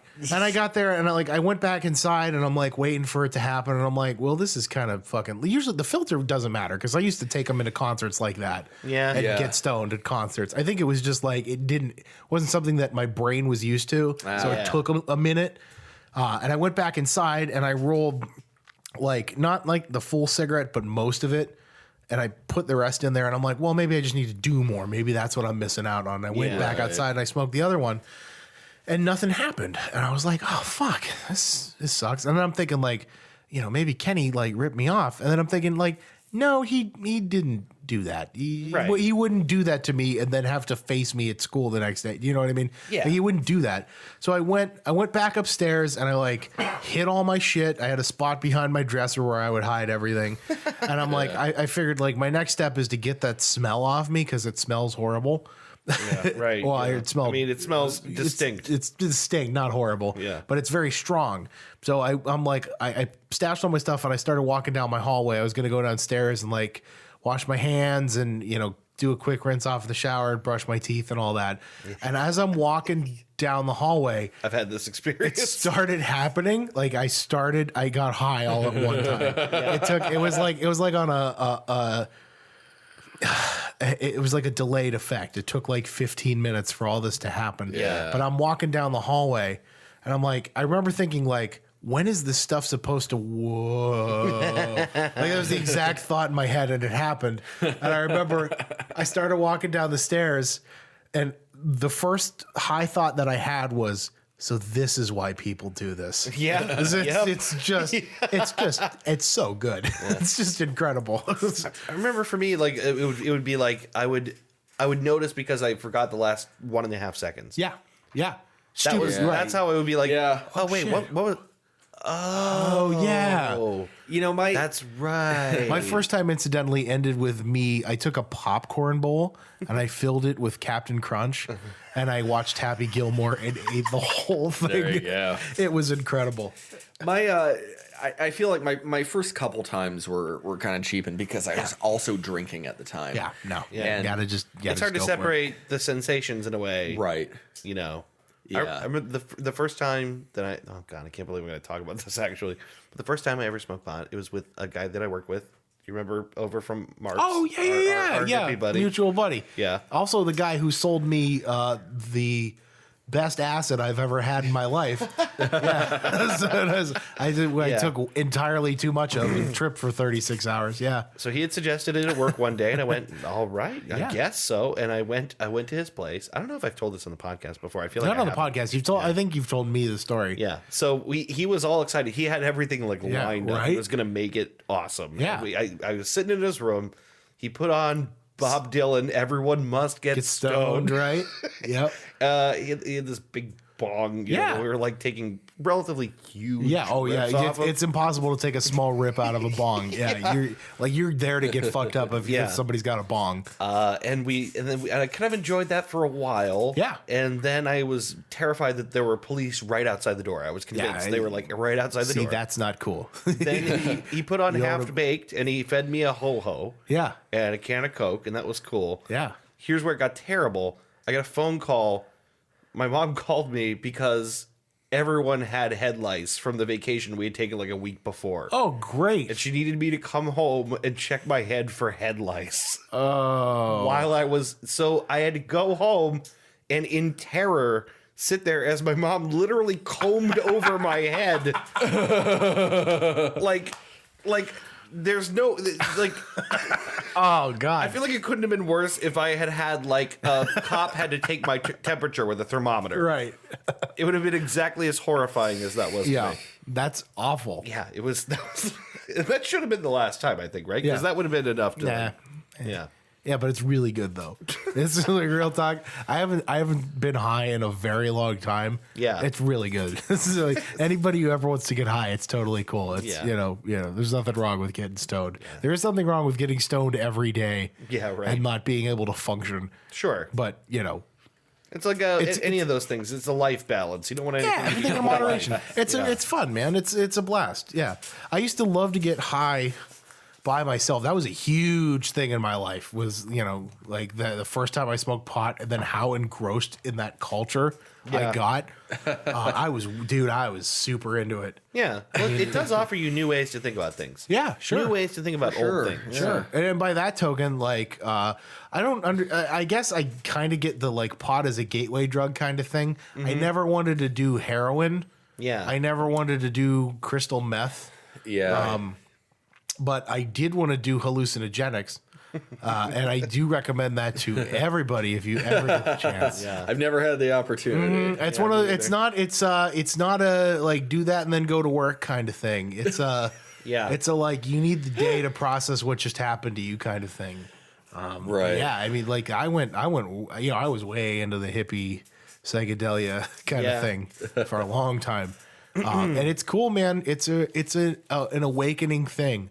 I take that as a big moment in my life. Is the first time you experience that. Everybody should. I'll tell you a big turning point in my life here. On the topic of hanging out with friends from work, Doing stuff, hanging out. this was even before I started dating my ex, who you guys are well acquainted with.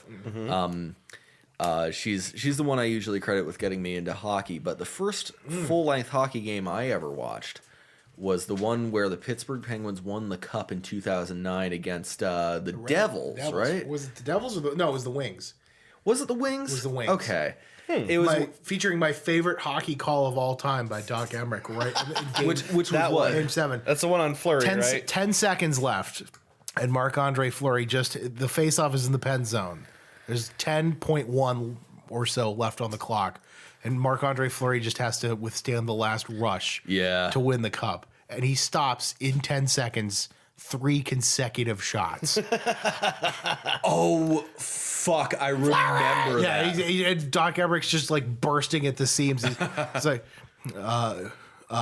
taken by such and such, just shot on goal, and another shot fought off by Fleury, and he's just it's like with the swell of the crowd, like Yeah. everybody in Detroit's rising up as Yeah. these shots are flying at him, waiting for the goal. I remember they booed when they brought the cup out. Yeah. I remember my boss at the time. He was there too. My boss at the time was going like, what the fuck are you doing? Get some class, Yeah. Yeah. Which is why I was super proud of the Pittsburgh crowd when we lost. They were cheering and they were, You know, people chucking empties on the ice. They didn't have people throwing beer on the ice. Fuck you, Philadelphia.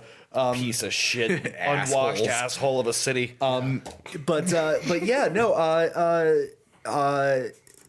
That was when I became a Pens fan, and like even with the what 7 years of drought, I was still a fan throughout, and that was my pivotal moment where I was like, how have I not watched this game before? This is awesome.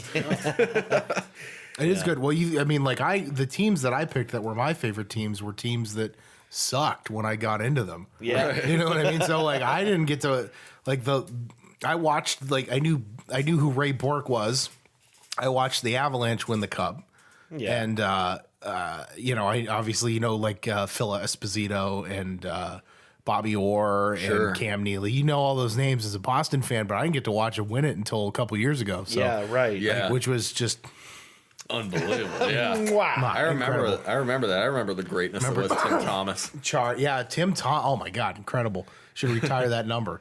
Yeah. I remember that. You remember that credit card commercial where he's in the back of the cab and the woman's got the picture of it. He's Peggy, help. Yeah. He's like sticking down in the back seat. Yeah. No, I remember this kid that grew up across the street from me. like way back in the day, like randomly decided because he liked their logo that he was going to be a Seahawks fan in like 1993. Sure. Yeah. And then a few years ago, they won the Super Bowl. And he stuck with them. Yeah, God bless him. He stuck with them the entire time. Which is why I continue to watch the turmoil of the Cleveland Browns. Yeah. It's Sisyphean, but we hope that one day when we got our own personalized bedpans, it'll pay off. Right. It will. Do you know how sweet that's gonna be? Oh, you know it's how gonna be sweet that's gonna be. It's gonna be great. I don't want to be at the game when it happens. I want to be in Cleveland when it happens. I'm gonna get GPS on my retinal implants so I can know exactly what direction to face towards Baltimore, and I'm gonna turn the complete opposite direction and pull my pants down and moon the entire city of Baltimore. Yeah. It's kind of like the opposite of Mecca. Right. It's like praying to Mecca, except I'm mooning the city of Baltimore. I want to. Bodymore Murderland. I want to be at Art Modell's grave when the Browns win the cup. I want to as soon as, or when the Browns win the cup, when the Browns win the Super Bowl. I want to. The Browns might win the cup. The Browns win the cup. The Browns might win the cup. They're more likely to win the cup than they are to win the Super Bowl. Right. But I want to be there with a cheap cigar. I want to bite the end off of it, light it, and piss on Art Modell's grave when it happens. Yeah. How beautiful. I just kind of want to be there to look down and go, fuck you. How about You might that? have to get in line, man. Right, honestly, yeah.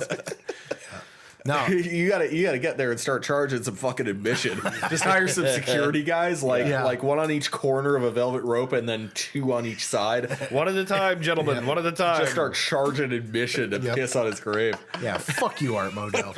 Piece of shit. How far are we? We're sitting about an hour 45. Yeah, I think it's a good place to. Yeah, I think we had sure. we had a pretty good conversation there. I think. Yeah, I think so. Had a lot of ups, a lot of downs, A lot of what have you. a lot of what have yous. Yeah, A lot of new shit has come to light. We probably could have talked about more, and maybe another time we will talk about more big life experience. Yeah, we big kind life of changes. well, again, the topic is not a firm how to. It's just facilitating conversation. It's framework for us to talk about wieners usually. Boobs and butts. Framework for us to talk It's about. just a nice scaffolding to put fart jokes on. Boobs / butts. / butts. / butts. Yes. All right, guys. We will be back momentarily with recommendations and then what we learned. Yeah. Yeah. All right. All right.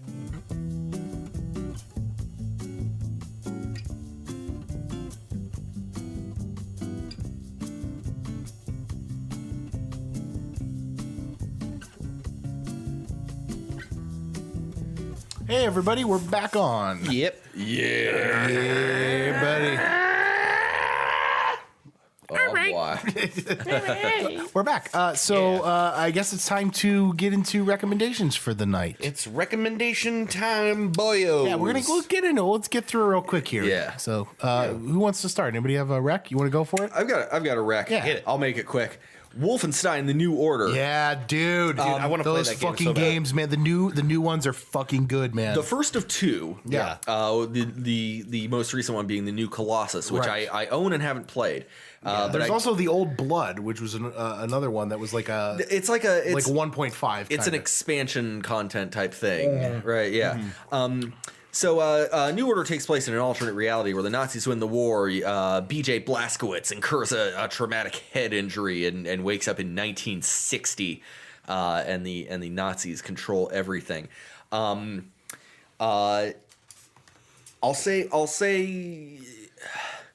Okay, so the new Doom, I feel like I've talked about on the show, which brings back the great run and gun, jump and fucking shoot everywhere, and the way a game is supposed to be. the way a Doom game is supposed to be. No for sure. filler, just murder.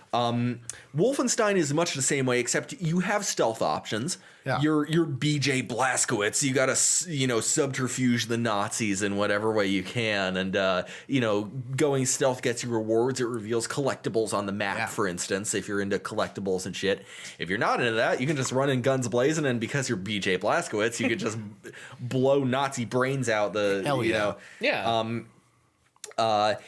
What surprises me about New Order is just how seriously it takes itself and how graphic it can get. There's a very graphic scene where Nazis come in and start executing mental patients who are very clearly, just people with disabilities. Yeah. Who just don't know what's going on. They're screaming and it's pretty genuinely it put a real knot in my stomach. Yeah. Very effective storytelling too, because it's a thing that you hear about the awful things Nazis did, and right, one of the most right. underplayed aspects I think of Nazi evil is what they did to people that they considered lesser. Mentally infirm or less than. We talked about this with the Asperger's thing a week or two ago. It was very it's pretty disturbing. It's pretty graphic and visceral for something that's basically an interactive cartoon. I've heard it's like BioShockian levels of. I haven't played. I've seen just gameplay. It's pretty. It looks like BioShock in a way. It feels like it's story wise. It's pretty up there. But then it redeems itself like BJ Blazkowicz is he's pretty much a vegetable for 14 years and he's in this mental hospital kind of in a daze, unable to move, and right as this is happening, it gives you a quick time prompt to grab a fucking butter knife, and then when the Nazi comes next to you, you just stand up and just stab him right in the neck and just rip his fucking jugular out with this butter knife. It's the best, man. Hell yeah. If you really want just some unapologetic Nazi kill in action, hell yeah. Yes. Wolfenstein: The New Order, and I assume I've heard loads of good things about New Colossus. I haven't played it yet, but I'm probably halfway through New Order, and it is unbelievably good. You certainly will rip through Nazis with your brand spanking new GTX 1080, won't you? Oh, absolutely.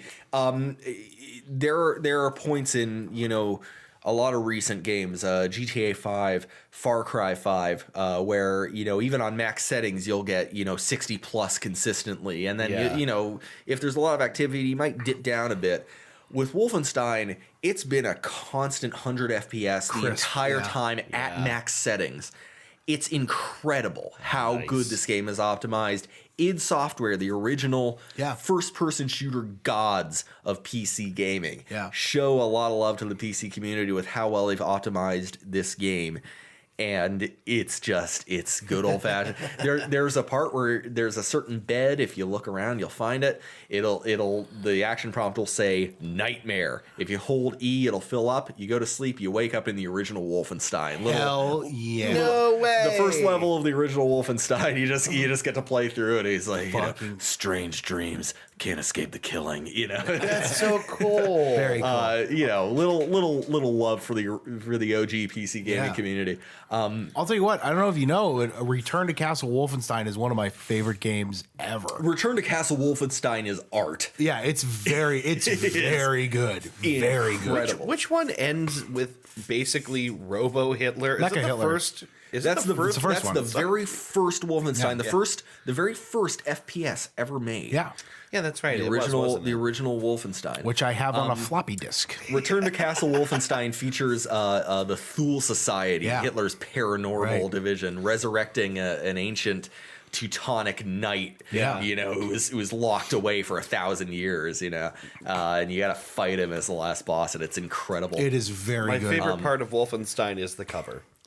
With a Patrick Swayze looking dude coming in like boots boots flying in, no shirt on, I think. He's telling me you don't want to buy that game. Yeah, this is the coolest game art of all time. Billy Blazkowicz, the original, the OG first-person shooter hero, makes a triumphant return in these latest two games, and I cannot recommend New Order enough. It is shitloads of fun. Nice. And you should get it. It's got giant Nazi robot dogs. It's got regular sized Nazi dogs with armor on.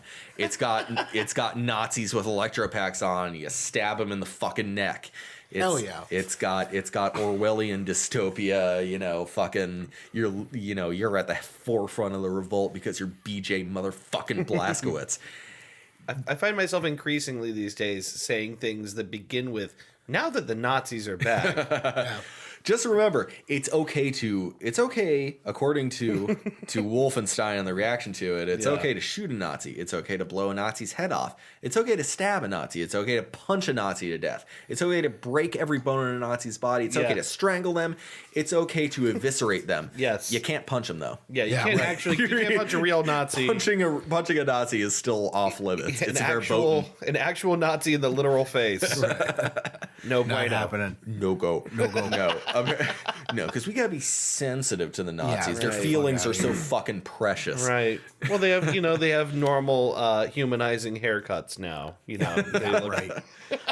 Yeah, no. Punch any Nazi you see. This is a Three Dudes endorsement. If you run into an actual literal Nazi, fuck 'em. Who cares? Fucking deck them. You don't even have to have a reason. They're a Nazi. Yeah. Your fucking granddad made a living killing these motherfuckers. It seems like pretty gnarly advice, but I have a real hard time saying no to that. Deck them, lay them out, knock out every fucking tooth in their mouth, and then say you're lucky you didn't kill them like fucking granddad used to, Fucking... It feels bad. It feels bad actually sitting there going yes to that. But then, Yeah, on the fuck other, 'em. But on the they're other Nazis! hand, I know. And on the other hand, I remember when my buddy Blaine at work said, "If it was good enough for Captain America, Right. it's Yep. good enough for Hell me." yeah. I'm thinking about my uncle who got malaria fighting the Nazis in New Guinea. Fuck the Nazis. My uncle would have had hair if it wasn't for you bastards. Fuck you people. A direct quote from Superman: "If you ever see a classmate disrespecting another kid for his race, his religion, his national origin, remind him that kind of talk is un-American." Yeah. That's the fucking America I want to Hell live yeah. Yeah. All right. in. Now, All right. We'll see you guys next week. No, I also want to recommend a game here. I just looked it up. It's actually a Switch exclusive. So I know you guys don't have Switches yet. I'm going to show you this game at some interval. But anybody listening at home who does have a Nintendo Switch, I'm going to recommend a game for the Switch. It's a little indie game. It's called Golf Story. okay. It's $15 on the Nintendo eShop. It is $15 well spent. It's a joy. It's an RPG about, believe it or not, golf. Yeah. There was a Game Boy Color Mario Golf game that followed an RPG format. Oh my God, is that a fucking great game? I bought that. I'm so glad you know this. I bought that game. I bought that game for my buddy Alec, who's been Alec, friend of the podcast, been on the show. Who the hell is several that? times? Yeah, that guy. Who? I bought that game Don't for know what you're Alec. talking about. So you guys remember Value City? When Value City was big around here? Value City used to sell Game Boy Color games, and not only did they sell Game Boy Color games, they sold the best Game Boy Color games that you couldn't buy anywhere else. The Animorphs game. Yeah, I'm talking about Grand Theft Auto 1 and 2 on the Game Boy Color. Oh yeah. They sold Ready to Rumble boxing on the Game Boy Color. They sold games that you could not buy anywhere else. Like you can't go to Walmart and find these games because they were just like they were like B production Game Boy Color games. Okay. They quite often ended up being the best Game Boy games ever. And all my favorite Game Boy games came from with the exception of Pokemon, they came from Value City's bargain $15 bin. So I got Mario Golf for Alec from the Value City $15 thing because it was a game that did not perform well on the Game Boy Color. No. It also ended up being one of the coolest fucking games ever. Like he It had an RPG. There was an like RPG. There was like an Elite Four that you had to Right. work up and beat. Right. Yeah. So sweet. you could play it on the Super Game Boy, which we did, and Right. it's really cool. And you get bonus perks for playing it on the Super Game Boy too. Oh, I didn't know that. Yeah. There's also a Mario Tennis that was out for Game Boy Color that had the Right. same thing that you could play with Mario Tennis on the N64 and put your fucking created characters onto Mario Tennis for the N64. Mind blowing. We went ham on that. I love Mario Tennis. I do. and Mario Golf for that matter. Yeah, right. Alec and I are, if he's listening to this, Alec and I are Mario Tennis champions. We beat the entire game on very hard difficulty as a doubles team one night. We just sat down and marathoned it and played it. We are Mario Tennis kings, and nobody ever wanted to play it with us because we were fucking incredible at that game. One of the few games that I could kick the shit out of anybody on. But I digress. Golf Story on the Nintendo Switch is a RPG golf game, and it's following your character who was, as a young boy, taught by his father how to golf. I'm not quite to the point yet where you find out what happened to your father. He's going to be the final champion. Maybe. He was golfed to death. He's gone, right? He's not in the story thus far. A gang of rebel golfers, But his mother moved to him to Egypt, where there is not a hockey rink within 1,000 miles. Right. But there's there's little hints that it's like, well, something happened, but now Dad's not here. So it's your character getting back After into the funeral, I was sent to live with my grandma. Yeah. Keeping up on the Happy Gilmore train. But no, it's your character getting back into golf, and it features no less than the finest top-down RPG leveling that I've ever experienced. Yeah. And it's in a golf game. It's hard to explain. Wow. But it's on this system, and it makes so much sense when you learn how to master it. You get, when you level up, you get 5 points to spend on what's 4 or 5 skills: power, accuracy, spin, draw, or fade. Manners. Yeah. So, but like, here's the kicker, Clothing. right? You want to get more power because you want to go longer, right? Right. Every time you level power, it dings away from your other stats. Like it ought to. So it balances it out. You could put 3 points into power, but it's going to lessen your accuracy a little bit. So you have to adjust the accuracy. I feel like Mario Golf did the same thing. Yeah, it is a brilliant leveling. It's a really system. smart system. Yeah, so it forces you to play, because you could just load all your stats into power, but you're not going to be accurate. You're not going to be able to hit anything. You're not going to have any control. So you could go really far. But It's especially nefarious that draw and fade are separate stats. correct. Yeah. Well, it's this nice little leveling system that will ding you for trying to go ham and go too far, and it makes the game very balanced, and it also makes the game very fair. So you're playing, and it's this goofy kind of golf world. There's all these different kinds of courses. Yeah. You start out at Well-Worn Grove, which is, as the name implies, needs some love, with the shady owner of the golf course who tasks you with finding out the skinny on some of the other courses in the area in order to bring the course back to fruition and have the big tournament and prove yourself that you're worthy of being taught by the golf pro at the course. And it's you just going through these courses and doing Groundskeeper Miyagi. Yeah, it's these silly little challenges. Things like, okay, so the one course that I'm at now is this like Lofty Hills course, and it's all these birds are around, and you have to return. Somebody stole all the birds' eggs, and they're like golf ball shaped, and you have to return the bird eggs to the birds by whacking them from certain spots to certain spots so the birds can get their eggs back. And it's like challenging. It's incredibly fair, but it's challenging golf game. What did you say this is for? It's for the Switch. It's a Switch exclusive right now. Okay. I would be very surprised if at some point you didn't see a Steam port for this game. Sure. It's very good. It is well worth the $15. It's quirky. It's written very well. Yeah. And it's just a little fun aside. I am addicted to this game. I found myself playing it and not being able to put it down. This sounds incredibly fun. It's really fun. It's super fun. I'll show you some little snippets of it. I'm actually really disappointed that I can't get it for PC right now. Yeah, because I love this kind of game. It's a little indie game. Graphically, it's on point, very colorful. Every course is super unique. Yeah. And it was designed with a lot of love and care.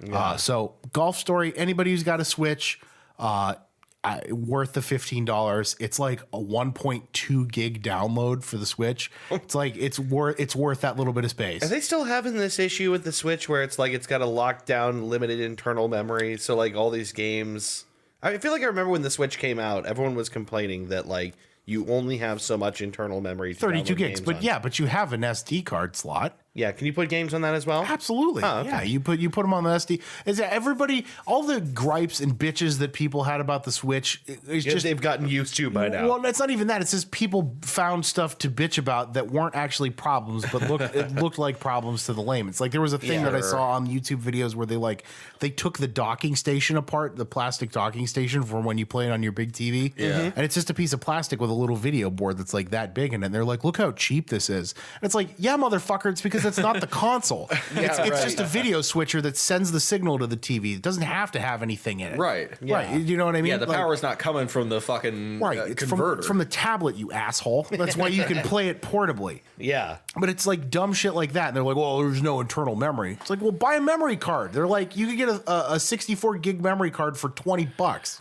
Like, put it in there.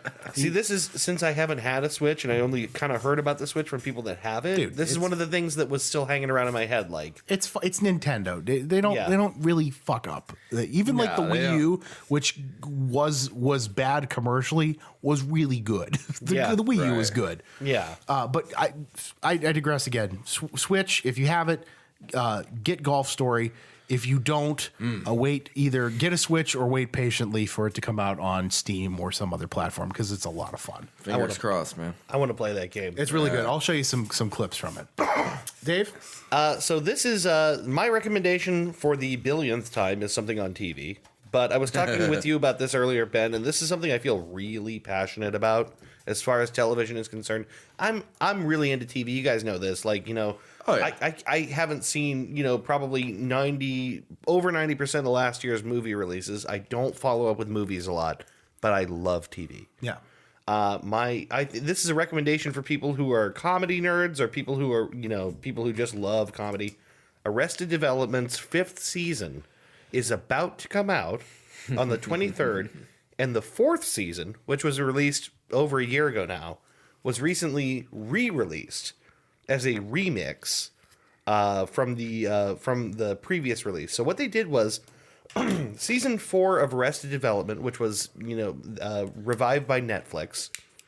It was a show that died after its 3rd season on Fox. Mm-hmm. They brought it back to do a 4th season on Netflix, and the storytelling structure of the season was sort of set up differently, where instead of being a linear story, it was written in such a way that you got every character's perspective, episode to episode, of like the events that made up the whole season. Right. And there were a couple of repeats here and there so that, they could tell like all the main characters and then do little extra bits at the end. But basically what ended up happening was a really cleverly devised concept that didn't play out that well. So, it wasn't told linear. People got confused about what was happening when, Yeah. The effect was really that it was better with rewatching.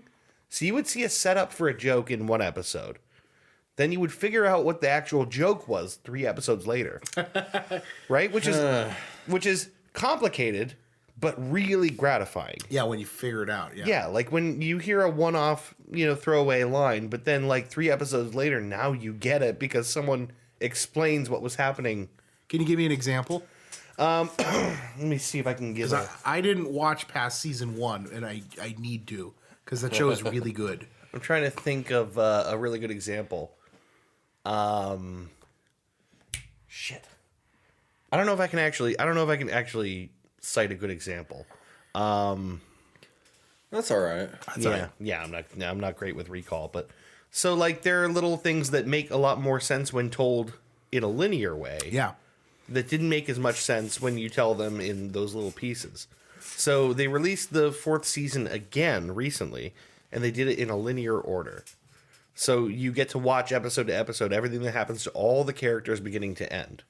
So that's my recommendation is if you tried watching the 4th season of Arrested Development and you were really confused by it or really frustrated by it, I highly recommend watching again now that they released the remix of the 4th season. I think there's like 22 or 23 episodes in total. It's much easier to follow, and they edit it in such a way that it's still possible to be surprised. They still did a good job of laying it out in a way that it grows as you go through the season. but it's much easier to understand what's actually happening, Yeah. sort of in real time. Cool. One of the things that I think they were trying to do with the fourth season, the first time they released it, was there's this sort of like big mystery of one of the characters is either murdered or injured or like we don't know what happened to them. I don't want to spoil too much of it, but basically one character goes missing and might be dead, right? And that's like kind of a thing that they keep peppering in. It's much easier to see in real time what might actually have happened there, as opposed to seeing little flashes of it in different episodes. So, anyway, I guess that's my recommendation is watch the fourth season of Arrested Development remixed. I think it's a lot more fun. I think some of the jokes pay off a little better when they follow each other a little more quickly. And ultimately keep an eye out for season 5. Yeah, man. Yeah. Good TV. Good TV. Good TV. Good TV. Oh, on a TV announcement, the creators of Game of Thrones announced something that I think we all already suspected was coming. They're delaying it another 60. No, I'm kidding. You asshole. No, something we all already knew was coming. The final 6 episodes of the show, are all going to be feature length. That's insane. So we're going to have length, do they mean at least an hour and a half, at least. So we're talking feature length episodes of the final 6. Yeah. So everybody's like, "Oh, there's only 6 episodes left." Yeah, but they're all going to be like movie length. They're going to be movies. They're going to be movies. The final 6 parts are going to be epics. no shit. Jesus. Which I am so excited. Christ. Game of Thrones, I think definitively you got to put it up there with like the likes of Breaking Bad, The Sopranos. I would even go back as so far as to say like Dallas as like greatest TV drama epics. It's gonna surpass all those by the time it ends, because it's gonna finish. No matter how it ends, it's gonna finish with a sweeping Right. Yeah, I think they're in a unique position again. In like in Breaking Bad style, and I'm sure some people would disagree with me. Whereas I don't think it matters how it ends. I think no matter what they do to wrap it up, it's going to be very good. Yeah, I think so too. I think Breaking Bad could have done anything short of like having like a pie thrown at the end of it. Do you know what I mean? Right. Yeah. And it still would have been good because the ride there was incredible. I am not completely convinced that Clegane Bowl isn't going to happen. Clegane Bowl's gonna happen. Clegane Bowl is totally they teased it. They fucking teased it in the show. Clegane Bowl. It's gonna happen. Clegane Bowl confirmed. Get hype. Get hype. Get hype. The Mountain versus the Hound. Hashtag get hype. Yeah. Yeah. All right, Get hype. Get hype. All right, let's. What did we learn here? You know what? I didn't write a ton down here because we had such a really engaging conversation. So I'm gonna try to go back here and I wrote points. down that Canfield High is where everyone is the mean girls. Yes, yes, Canfield. I wrote down McDonald's will never be my real dad. No, they won't. I wrote that Ben would blow Shigeru Miyamoto to play Metroid Prime. I wrote that Hammy's a real mensch. Yeah, a real mensch. I wrote you got to take a class with Dr. Slab's dad. Yeah. Related, I wrote that reading is fundamental. Look at that. I wrote Mutual of Omaha's theme fits with any campaign ad that you might have, murderous or otherwise. It's true. I wrote that Christy is the originator of your entire tree of friend groups. It's true. It is true. I think I've told her that before. It's, she's like the catalyst of my my sweeping friendships. Her friendship is the patient zero of all of your friends. Well, think about that. Technically speaking, she's the reason that I'm engaged right now because I met Christy or met you because of Christy. Yes, and then because of your ex, I met my girlfriend, fiance, my financier. Your financier.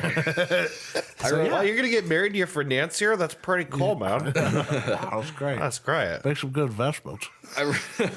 I wrote that high school is a literal sci-fi dystopia. Yes. I wrote that you should do what you can with what you can where you are. Good advice. I wrote you got to get a plunger before you need it. Yeah. Amen to that, buddy. I wrote that I really need to work on my drive. Yeah. Yeah. You know who's got a great golf swing? President George W. Bush. Now watch this drive. Watch this drive. He does have a great swing. It's a really good swing. I heard like there was a thing like when Trump got elected, they were talking about I can't. It was like on a morning news show. They had like some golf pro on, and they're like, "All right, which president?"